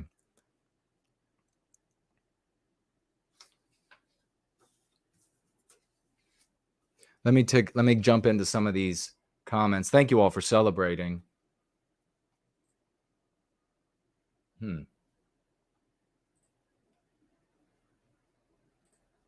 All right. Here we have a comment from Awakened to Life. Writes, Fuentes overall has no idea what he's doing. He's bitten off a lot more than he can chew. He's immature, and you can tell he has not put in any significant effort to improving himself, learning about these topics, etc. Before this yay scam, I don't think he's ever had a real job. Not sure if he works out, and he did not finish college. You can take away 1 to 2 of those things and still be a good leader, but all of that combined is not a good thing at all. No amount of gifting can sustain someone who bypasses the natural progression of life. Some people might be impressed with him, but I think he causes way more harm than good to the right. He's drunk on power with his sycophant following, and I don't think he has a clue how the real world works. How to be a good adult or a real Christian. Seems like wishful thinking to assume these are his young and dumb years, and he'll turn it around. He's already done so much harm to the right. I don't see how he can repay that. Well, part of the problem, I think, is that, he's a smart guy. He's got a good memory. And he has the delivery of, and I don't mean this in a negative way at all. He has the delivery of like a late night talk show host. And I think there is a place for that, maybe even a big place for that, because people are going to want to come and hear about doom documenting, hear what's going on, and hear it from somebody that is likely to make them laugh because it's their particular brand of humor. And that's where I think that he was at his best, was long before I think he started viewing himself and actually talking about himself. He would talk about like notable figures that everyone knows of, and he would throw his name in there. And that's more than a bit presumptuous and red flaggish. I think he was at his best way back, and I think that he could be valuable by going back to that place. He's kind of gotten, in my view, to a place where he's now uses the racial slurs openly that he used to imply and get laughs about. And he has to increasingly use Christianity in sort of this irreligious, defensive way to continue this progression.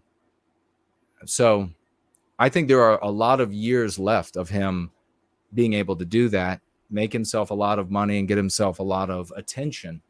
And I don't think that any of that, as I see it, will benefit Westmen, white men and women, or our people as a whole, or this country, the United States, and certainly his followers, who are not going to have the same face, the same non-threatening stature that he has.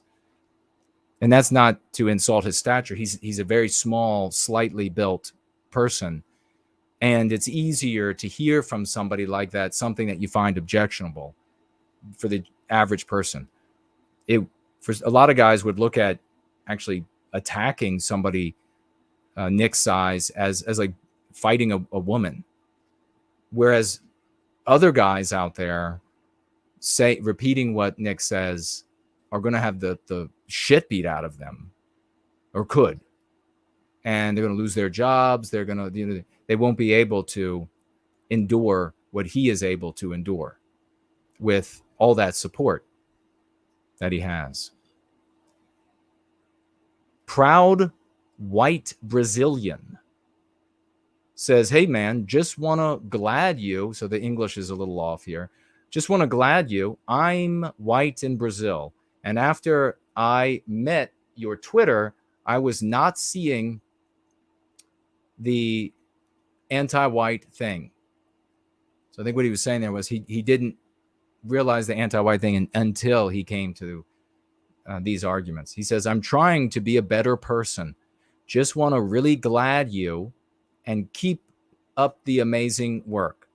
You really open my eyes and hear the situation here, I guess in Brazil, and here the situation is way worse. As a white from a very mixed race, I guarantee to you is shit. Everything is white guilt. So this is a proud white Brazilian writing that, and I'm sorry to hear that last sentence there, but thank you for the good words. That's really tough. We have a comment. This is a one that we kind of went over some of the subject matter already. So I'll just read some of this here. This is somebody that responded to me pointing out on Wednesday evening that I did not reject Mark or refuse an invitation or anything like that. It was Mark's sort of final insult to not offer an invitation for me to accept or decline. It was like his final insult to me to pretty much, among all those that I named, it's kind of like the final insult to be like, F you, and that's the end of that. So I get it. But I got the message. I got it. Trust me. So this person decided to write. He wrote, quoting me, we had the divorce that was caused by the fact that I did not want to demonize Jewish people on the basis of their birth. Rather, I only condemn people who are anti-white. Close quote. That's what I said. And that's true. And then this person continues, Jason, that's not what I saw. What I saw was the divorce being caused by Jason habitually demonizing pretty much any and all people who are willing to openly discuss the JQ and all which it entails as irrational and obsessive genocidal maniacs, which just so happens to be a tactic of the ADL, SPLC, FBI, DHS, etc.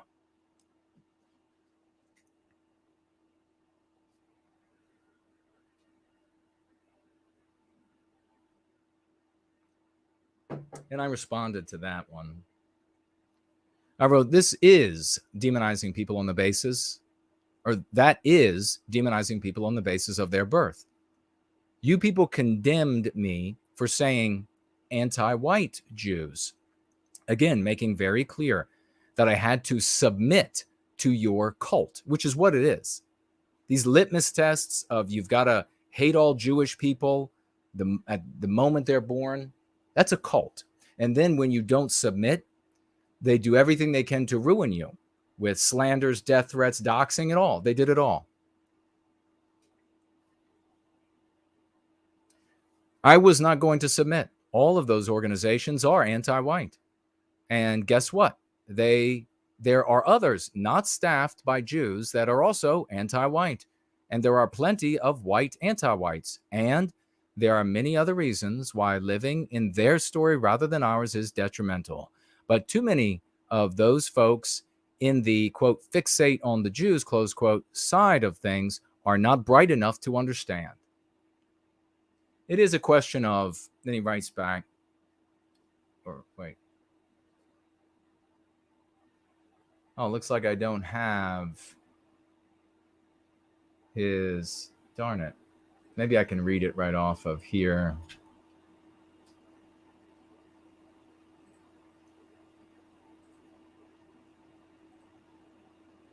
I'm sure I can. It is a matter of intelligence, but as I was talking about earlier, it's the individual's desire to scapegoat a group. And what they're doing is, in many of these cases, and to give like any bit of line to them, any bit of rope to them, they turn to anti-white organizations run by and operated by jaywalkers, and they scapegoat those groups. So they're actually anti-white groups, but they extend that to the totality of that people.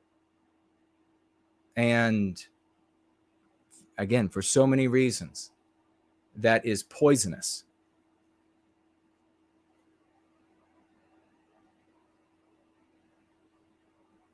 Okay, so here's what he wrote back to me.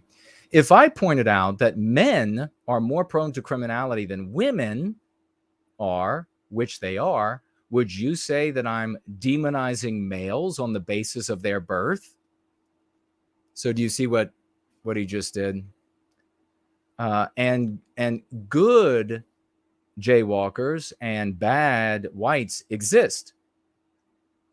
Or no, that good jaywalkers and bad white people exist. Don't change the fact that the introduction of certain foreign species into a given habitat can result in very detrimental effects of the native species of said habitat. I mean, this is like a conversation that is totally disconnected from reality, totally disconnected from where we actually are in the defense or lack thereof of our people. This sort of like 1,000-mile, 80,000-foot disconnected observation, as though you're talking about like certain types of ants introduced into a new habitat, and therefore this argument, as though all the brainwashing hasn't taken place, as though the anti-white narrative doesn't exist, as though there isn't this entire history in people's heads about what it means when people view things like, I mean, are you serious? Are you serious? Bottom line, their biospirit, as you call it, is incompatible with ours, and to the point of being outright detrimental to ours, as proven throughout history again and again and again. Now, he started off this argument by a reference to biology, birth. So men are born with a genetic propensity to more likely be a criminal than are women. Then he goes back and acts like he's not condemning Jews on the basis of their birth. I mean, it's how do you even communicate it? And then goes right back to it's genetic again. It's an invasive species. Go to work and tell everybody at work this. Tell your boss about the invasive species, that the entire group of this human beings is an invasive species. Go ahead. Sickening. And all you're doing with this is proving their anti-white narrative is true. The impression that I got from Mark and from others in the white sympathetic sphere in general was that he was okay with you doing your thing just so long as you stayed in your lane. That, I have to tell you, that is most irritating for people who are intellectually handicapped, to say to me that you got out of your little zone over there and didn't go too much out of your way to dump on the people who were doing their own thing. But that was too much to ask of you. So obviously this is absurd. I was harassed, slandered, demonized. Mark allowed it in the live chat for years, for almost 3 years straight, because I wouldn't condemn the totality of jaywalkers on the basis of their birth. Because I focused on us and our well-being and putting an end to our victimization. It was endless. And then this guy's going to try to rewrite history as though I wasn't there. as though we all weren't there. They were fine as long as you know. You were never allowed in that cult of hating the jaywalker, which is all it is. You are never allowed to evaluate truth or falsehood there, success or failure there. You can't evaluate it and give conclusions other than wild endorsement for it. That means it can't ever be corrected. Failings can't ever be reevaluated and a better way, a newer way taken, a better course. It's this course to hell, and no one can say otherwise. That is a cult. That is an actual cult. And no wonder they throw the word cult around so much, because they're so insecure about it. They know that's what they are. Especially when you're a cult as an adult and playing like your little boy, like you should have given up when you were a little boy. So I write back, apples and oranges, and too much to ask of me. I name all anti-whites. You all should have kept your mouths shut with the demands that I condemn all Jews. That was your lane, the one with the little guy in the wheelchair. So your position then is that Jews are born anti-white per your analogy. That is not true, but even if it were true, you are still not able to see how destructive it is to gather with other individuals on the basis of hating Jews. You can't make a people out of hating Jews. If you don't understand that, that's your weakness. But FFS, just go hate them all you want, away from me. You people run off talented and connected and intelligent whites with your obsession. What the hell do you think normal white people are thinking when they encounter this psychotic obsession? And you stay in your lane of hating them. Just because I point out how harmful that is to us and how it keeps failing to do anything good for white people is no reason to get out of your lane and vex me. And again, the issue is that I condemn all anti-whites because I want white well-being. You and the others there condemn all Jews because you want harm to come to Jews. That's a big difference. And so that ultimately, folks, and I'm going to take a look at his last comment here, because I said I would answer it here, and then I'll read a few more and see what y'all are saying here. See if there are any financial gifts, since we're at 2 hours, 18 minutes rolling in today, because I love you all, because I love our people. That's the big difference. When you begin down this path of playing the villain in the anti-white narrative, your hatred, your anger for jaywalkers eclipses the reason you originally had your concern, which is the victimization of white people. Now, it may have been very narrow, very selfish, very individualistic.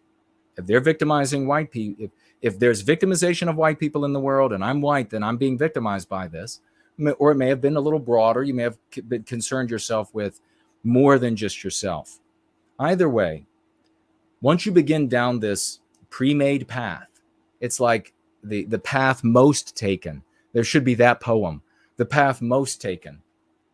Once you begin down that path, at some point, your anger for your scapegoat eclipses your concern for white people. And, once that happens, you're no longer one of us. Once that happens, you veritably become nothing more than a cog and a character in their story.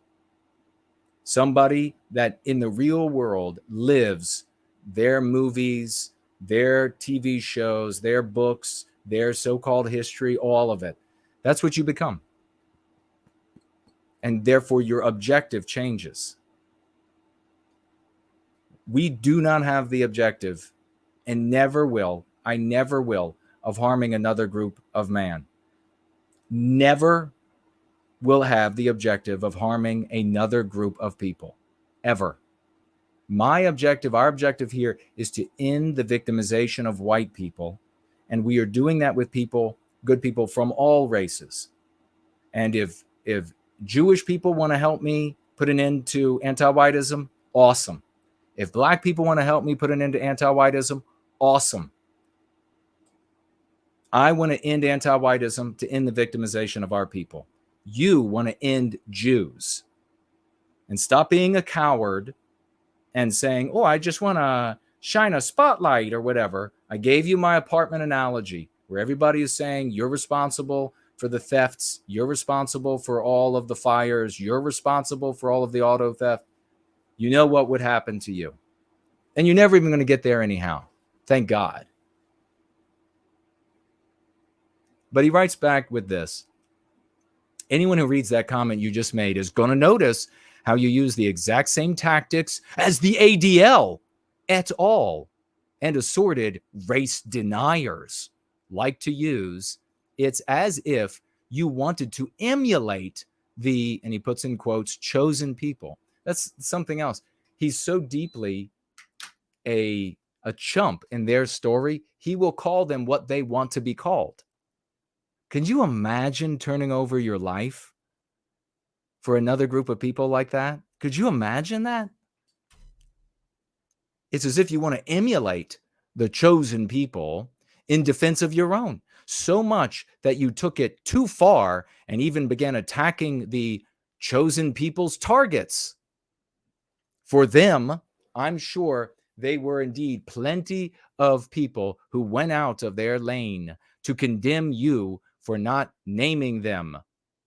Saw plenty of them do that with Colin Flaherty and Jared Taylor too, and thought it too be uncalled for. So there is a lot of tit for tat in that regard. Now, what happens with me? And this is the reason why I thought, that statement right there for this particular guy set him like head and shoulders above, like most of these cult members of the hate the jaywalkers, because he's at least like, okay, it's kind of gone a little far. Yeah. Death threatening me and my family and doxing and etc. And all the just gross slander. Maybe that is a little too far. So thank you for at least acknowledging that. What I did was I said, this is not healthy. Just like I'm saying here now, this is not healthy. Now, if you disagree with me when I say it's not healthy, it's detrimental for all these ways, I make all these arguments, then you can do the same thing over there. But the problem is that so many folks of that cult know that I'm right.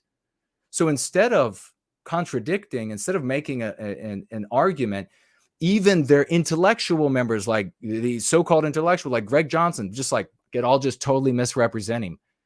I can't make an argument to combat with him. So I'll just totally lie about what his position is. And there were other ones out there that did that too. And then the less well-read were like, well, let's just say he's a rapist. Let's just say that he's a drug addict. Let's just say, and we'll just put that out everywhere on the internet. Let's just send him some death threats. Let's just share his home address and work address and all these other sorts of things. And then the guy that I've been co-host with for all these years, totally loyal to and etc., he's like, that was the other thing I didn't mention on Wednesday. Never apologized to me for acting like he had no idea that people were spreading what they believed to be my home and work addresses, that people were doxing me. He's like, what? Doxing isn't a good thing, except when maybe it's the head of Antifa. And then took a question from the guy who did the doxing. And then they're even talking about the evidence that they have accumulated from what they believe to be the doxing in the live chat, and it's all fine. So, talk about getting stabbed in the back. Talk about being honorable and just being unbelievably stabbed in the back. So I make arguments about how it's unhealthy, like I did tonight. So what's going to be the response? That I'm working for the ADL? Really?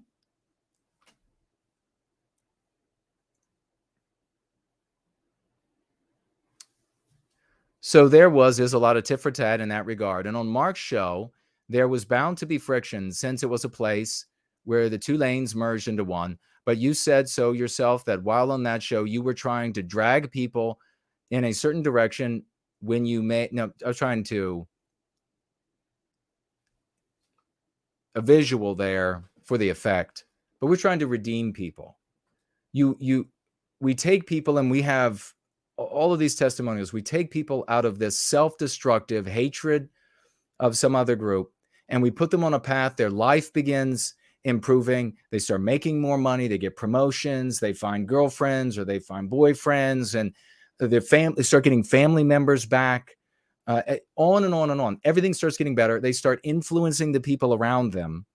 That's a good thing. How could you be upset with that? How could you object to that? So Mark and I knew from the very beginning that we didn't agree on everything. We definitely had disagreements, and we were willing to work together where there was this, where we were congruent, where things came together for the well-being of white people, to end the victimization. And you saw on that show while I was there, both shows, because the name changed while I was there, there was none of this like blanket, it's all the jaywalkers, it's every jaywalker. There was none of that. That didn't occur. And that was a good thing. That was a good influence that I had on people while I was there, including Mark himself. That was a good thing, to focus on us instead. No, what happened was, maybe you weren't there, Kanye West decided that he was going to have a tantrum. It played out, by the way, to a T, exactly as I predicted, every bit of it. You can go back and watch, or you can take the word of people who were paying attention, unlike you. And as soon as Kanye West had done this, all of these other namer cult members went berserk into rapid overdrive. That is what happened. And they started targeting this community, and they doing what they always do. The new people coming in, and we even have screenshots of them planning it out. New people coming in, good, ordinary white people coming in, and they would get in their faces with the hate the jaywalkers garbage, and these people would turn and walk away. And you're damn right I get furious about that. Of course I should.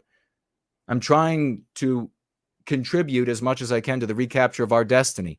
Why wouldn't I get mad about a bunch of mouth-foaming, rabid, half-brained losers running into the faces of good white people that we need? I want 5-star generals, good white people that we need, and telling them that if they're not ready to sacrifice the whole Jewish race, that they're just part of some cabal, they're ignorant and all these other sort of things, and running these people off. You're damn right I get mad. What are you all left with when you all get together? Look around sometime. Look around sometime and see what see what it looks like with the audience that's left.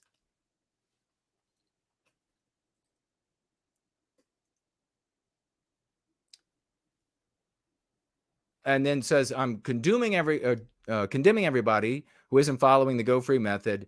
Y'all condemn doomed documenters, for example, while doomed documenters do nothing to condemn you or make any demands of you. Like, don't try to fix this. Don't try to actually achieve something good don't you dare criticize that we just document the doom and nothing else. Let us just document doom endlessly and scapegoat jaywalkers endlessly.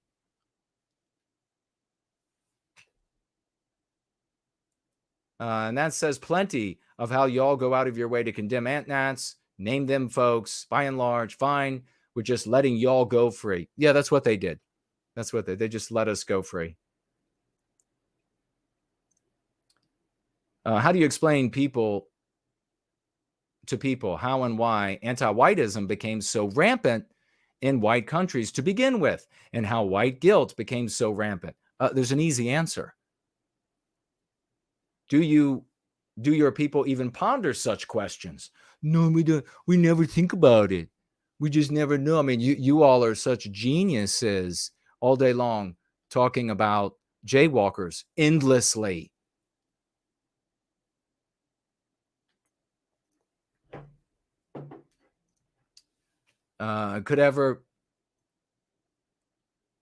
You obviously know they had plenty to do with it, and largely on the basis that they simply weren't us and could never be us simply due to how they were born.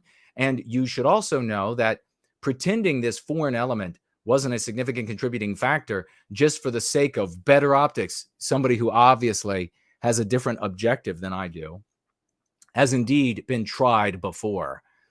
No, the Go Free method is entirely an original endeavor to recapture the destiny of Western kind.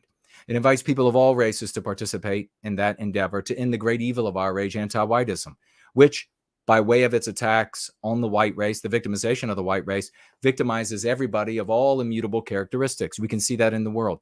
We're having massive success.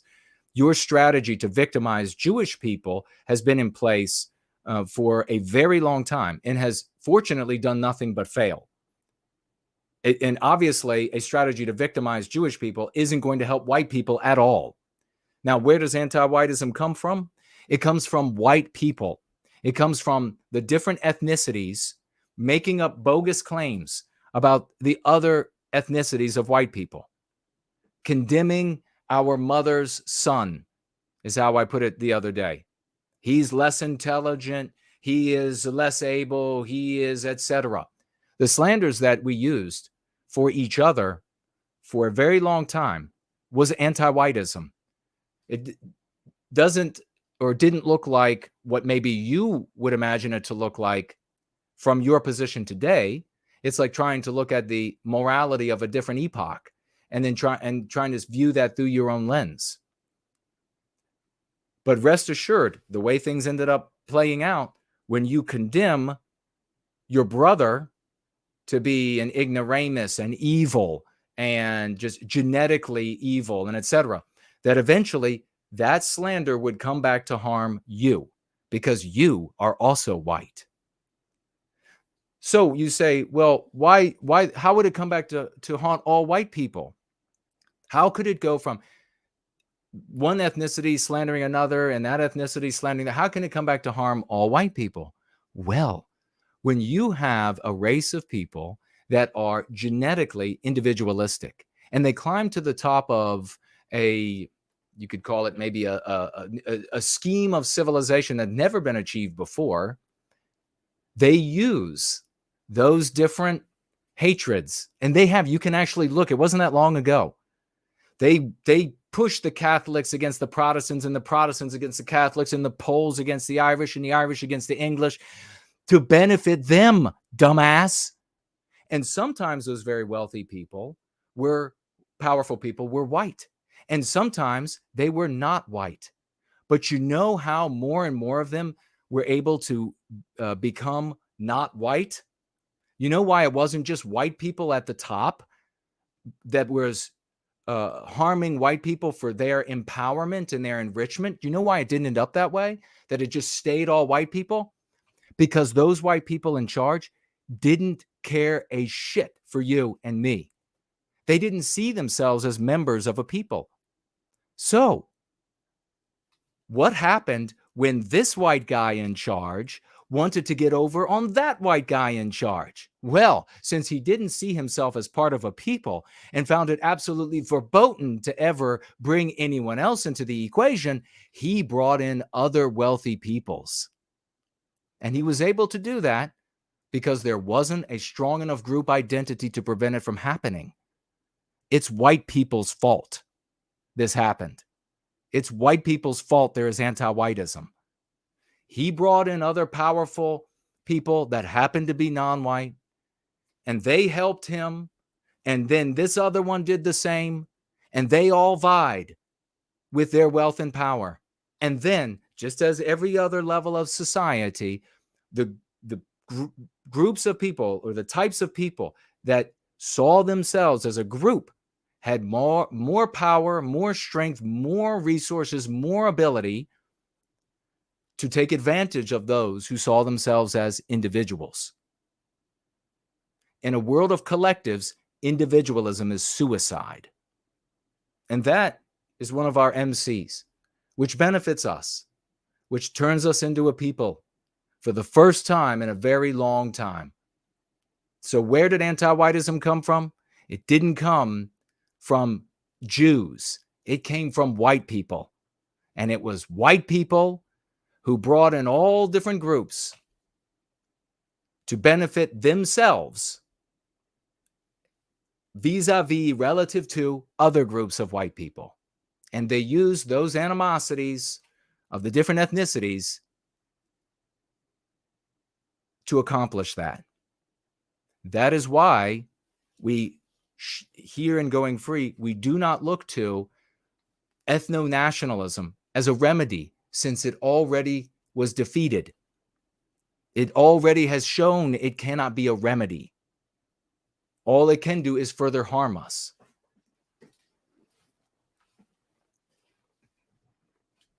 The bottom line is that these people who believe that it's the jaywalkers, they'll actually argue that if the jaywalkers were to invent a spaceship, they've had enough of Earth, and they all decide of their own volition to leave, that all of a sudden there would be nirvana in the world. If you actually think that, if you actually think that 90% of the problems would go away, or 95 or 80% of the problems would suddenly be gone, nothing can help you. I can't compute it for you. You either have to take the word of the brain surgeon who's working on your mother, or you have to try to get inside of her skull yourself and continue king shit up. All right? And if that's the case, then just go away. I can't help you. If you can't see how immediately you would have to find another group to hate as much as you hate the jaywalkers, and it'd be a bunch of individuals following them around like a shadow, then just go. Just go. Ardent White writes here, I saw Going Free a couple of years ago where you had Mark on. I had never heard of him and didn't know you two did a show together. He was speaking with someone else on a Going Free, I can't remember who, and he seemed like he had such a dismissive, know-it-all attitude when there was really no reason for it. I remember thinking then, what's this guy's problem? Others in the chat were talking about how great of a debater he is, and I just couldn't fathom it. He seemed too agitated. I liked some of his content, and I've shared some of his posts after learning who he is, but it doesn't surprise me that he has decided to present himself as a bit of a snuffed-nosed D-bag in the wake of all that has recently transpired. The thumbnail thing, where he presented me as arguing for a union with AIPAC forever, that thumbnail on our last show together after all those years. The thumbnail thing was too much. In my opinion, that took it from having a part way, for whatever reason, to pretty much using you, Jason, to boost himself amongst some very questionable white sympathetic people. How can you be that close to the truth and just turn your back for something that's been proven to harm our people? You'd think someone of his supposed level of white sympathy would be ashamed to do something like that. It's very disappointing. Bryce says, it is difficult to get, quote, it is difficult to get a man to understand something when his salary depends upon his not understanding it, close quote. Mark has located and is aware of a specific niche that he fills. It would stand to reason that of his viewership, a considerable number of those that donate seek to hear a specific message that does not include the nuance of reserving condemnation only for anti-whites. To me, as a listener, one that had admired and appreciated many of the contributory and beneficial statements that he has issued over the years, it is disappointing to see Mark putting concerns about alienating donors above brotherhood, open examination of reality, and commitment to white well-being. Thank you very much for that, Bryce. Euro Yankee. Hi, Jason. I just wanted to send a note to tell you I'm so grateful to God for giving you the talent and gifts you have. Listen to Euro Yankee. I just wanted to send a note to you to tell you I am so grateful to God for giving you the talents and gifts you have. Using the Go Free method more and more lately isn't just helping those around me, but it's also helping me. I feel so free. God be with you and our people. Let's get some applause for Euro Yankee. She's a great sister in this community. Thank you. El Ronder had asked, let's see, will I review the response? Oh, we actually did that. Promethean promulgation. Have you heard about the atrocity in Knoxville? I'm not sure. Did I mention it? I don't know which one he's talking about. This was Western Inoculator's question about the MP. When you are used to privilege, equality feels like oppression. He asked for an MC. Very quick turnaround is the word privilege is an excuse to victimize whites. Why are you so anti-white? Reptile writes here, nearly half a decade of going free, and I've never heard a bad take from Jason. The fact that he isn't internationally syndicated only proves the scale of anti-whiteism across this planet. Hail, no white guilt. God bless Reptile. Hail to you, brother. Cool Papa J Magic. My dad told me from as young as I can remember that the world blames white men for all society's ills, and that most of the history we learn is not told accurately and should be taken with a grain of salt. Good dad you had there. I remember being 8 or 9 years old and learning about Christopher Columbus and the American Indians. We did some stupid project where we dressed up as Indians and built teepees, made hand turkey paper cutouts. I was forced to do the exact same thing. I don't remember much else from that day, but I do remember thinking, I wonder how much of this is real. We literally had a segment of class time every single year about World War II, Columbus, slavery, 1960s, CR movement. They really pound that stuff in deep, even with the extra defense of being wary of what I'm being taught. I was filled with MPs by the time I reached adulthood. Jason is right about the power of subconscious absorption. It's impossible to have your defenses up at all times, so we have to remain vigilant. Yeah, I was subjected to the same, this is what, you're an American Indian. Of course, I want to call them Native Americans. They're American Indians. Nothing wrong with them. Wonderful, plenty wonderful American Indians. But the calling them native is a mean pathogen. It's to say that you're a foreigner, white person, in the United States that you made. So the way they did it was, you are an American Indian and you are relentlessly assaulted by the white settlers and they're killing off your people and your tribe. And that's where you had to view it from. The white people as the evil attacker. I think I read Acts here. Yes, I did read Acts. That was a great comment.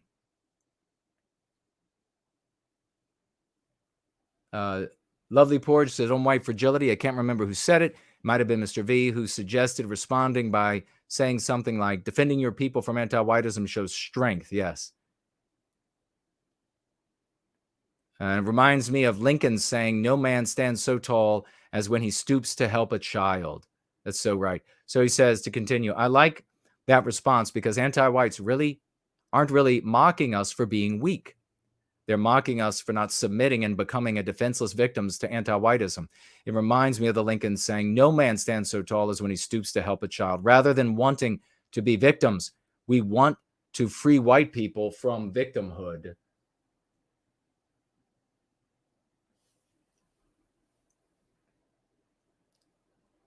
They can't handle a proud white man with no guilt. God bless you, brother. Bulldog Boris writes, I have watched many reaction videos talking about Scott Adams' latest remarks, but one by Hotep Jesus sticks out because a lot of call-ins to his show mentioned statistics, and Hotep Jesus didn't even care and just blew them off as rigged statistics, even called the Rasmussen poll rigged.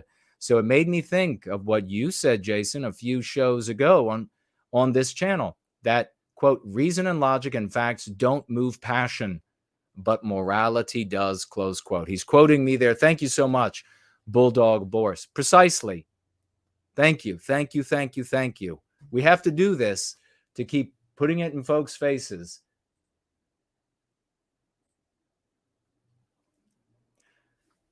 Papa Magic, 9 words, 5 key concepts. Quote, it's about who you are centering in your story, not the warts of other people's, close quote. Quoting me, thank you for that. That is what makes us different and why we love you, Jason. Well, God, I appreciate that. I love you back. Time Traveler says, I would like to submit this as a potential meme curative, intended for yourself or someone who is already going free, especially if he or she has played the villain in the past. Quote, it feels good to be the good guy, doesn't it? Close quote. Very well said. Beautiful. Victorian Time Traveler.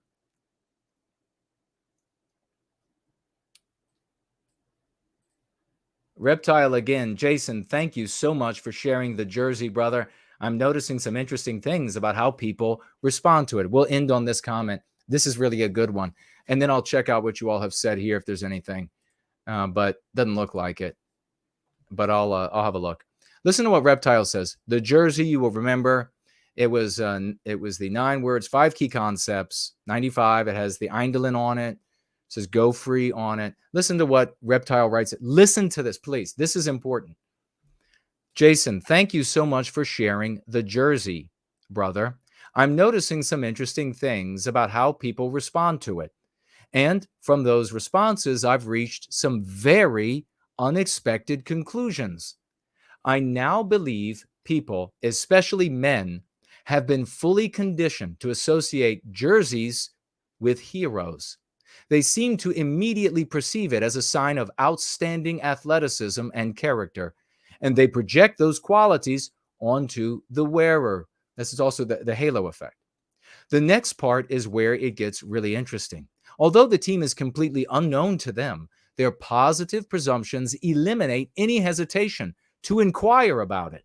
And because it's unknown, there is no negative perception of rivalry or competition. Every person to ask has approached me with nothing but kindness and respect. It's been truly uplifting. The more interesting response was brought to my attention by someone inquiring about it. They immediately knew it wasn't a professional team and therefore assumed it was a Little League jersey. This is something associated with positive community engagement to the benefit of children. This blew my mind because surely others will assume the same. So even if they don't stop to ask, their mind will immediately link Go Free with something beneficial to their community and wider society. That's incredible publicity. But most importantly, when worn, I no longer represent just myself. I become the representative of an idea and all those it stands for. It's in that spirit that I will continue to wear it proudly, conducting myself with the utmost integrity and character, not only for myself, but on behalf of all our amazing brothers and sisters it represents. God bless each and every one of you. I will make you proud. Big 07, big 07s for Reptile, folks. That is something that we never would have known unless Reptile had invented that jersey and gone out into the world. Please, some applause. Ended up being a moment of the scientific method, subjecting himself without even knowing he was going to do it, but doing it nonetheless because he was in service to the well-being of our people. So it was a loving thing. It was a beautiful thing that he could do. He did that in pursuit of that. And then look at these positive consequences. Look at what he has learned, and therefore what we all have learned by this process that we go through with the go-free method, subjecting it to the scientific method, and then whittling out, taking away from it that which best represents us in love, in hope, in our determination to recapture our destiny. He discovers this halo effect from wearing a jersey, that other guys come up, they know it's not a professional team. They recognize that it's not a professional team. So they're thinking it's a little league thing that is for the benefit of children. And they come up and they're approaching him to talk about this with this positive aura, with this positive atmosphere, this positive attitude. Positive things happen for those who head out into the world with a positive attitude. And despite the setbacks, despite the challenges, they continue on that path. You're not going to be able to make a jersey hating another group of people and end up with a positive outcome, or using symbols that you can see in the rearview mirror. All right. It's got to be what and who we are in love today. God bless Reptile. That's amazing. I think we might need to get some more jerseys, some more of these jerseys, and who knows? That is such a fantastic thing. As soon as I was reading that, I was like, oh my God, I never thought about that in all these years. Make a jersey to our love for Western kind, to our desire to end our victimization. A jersey. I would have never thought about that. God, this is amazing. God bless you for that.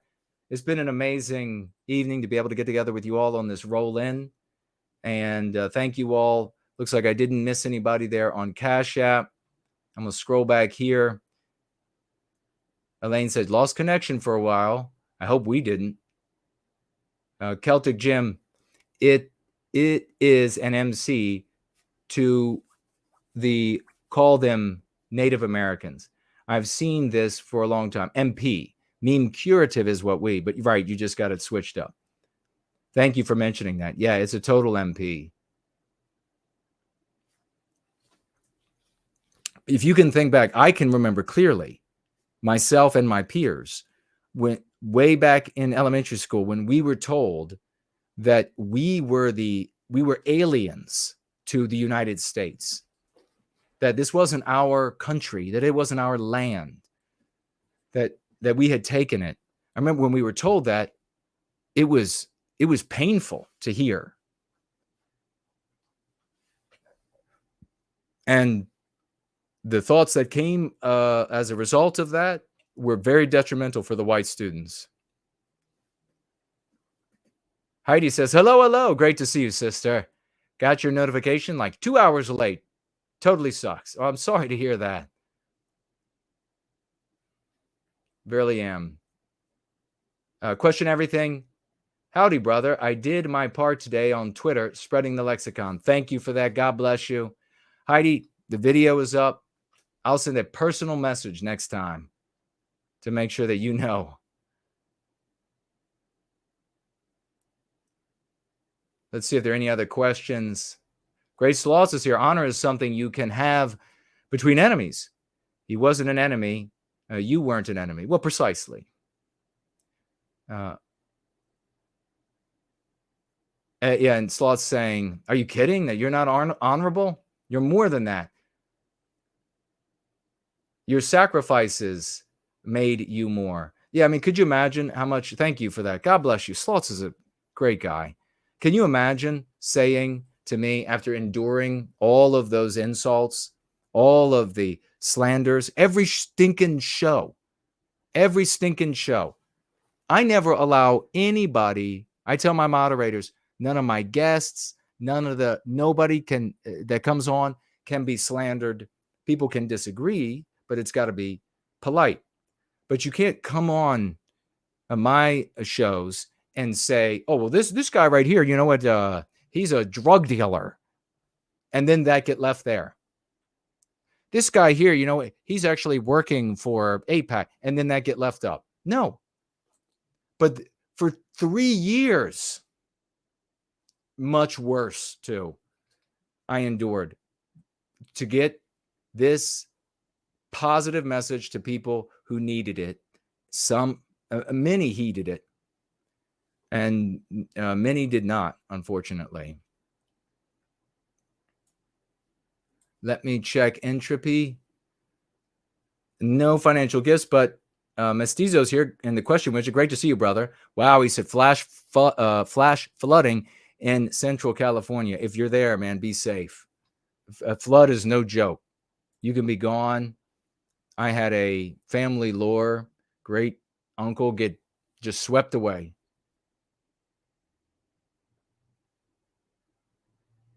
Okay, blank on D Live and blank on Odyssey, so we didn't miss anybody. Great to see you all, and I want to give a big thank you to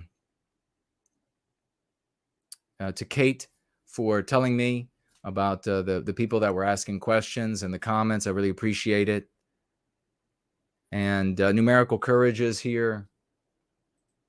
We'll be back on Sunday. So look for me, 5 p.m. Eastern time, and it's going to be glorious. I will see you all then. Roll out.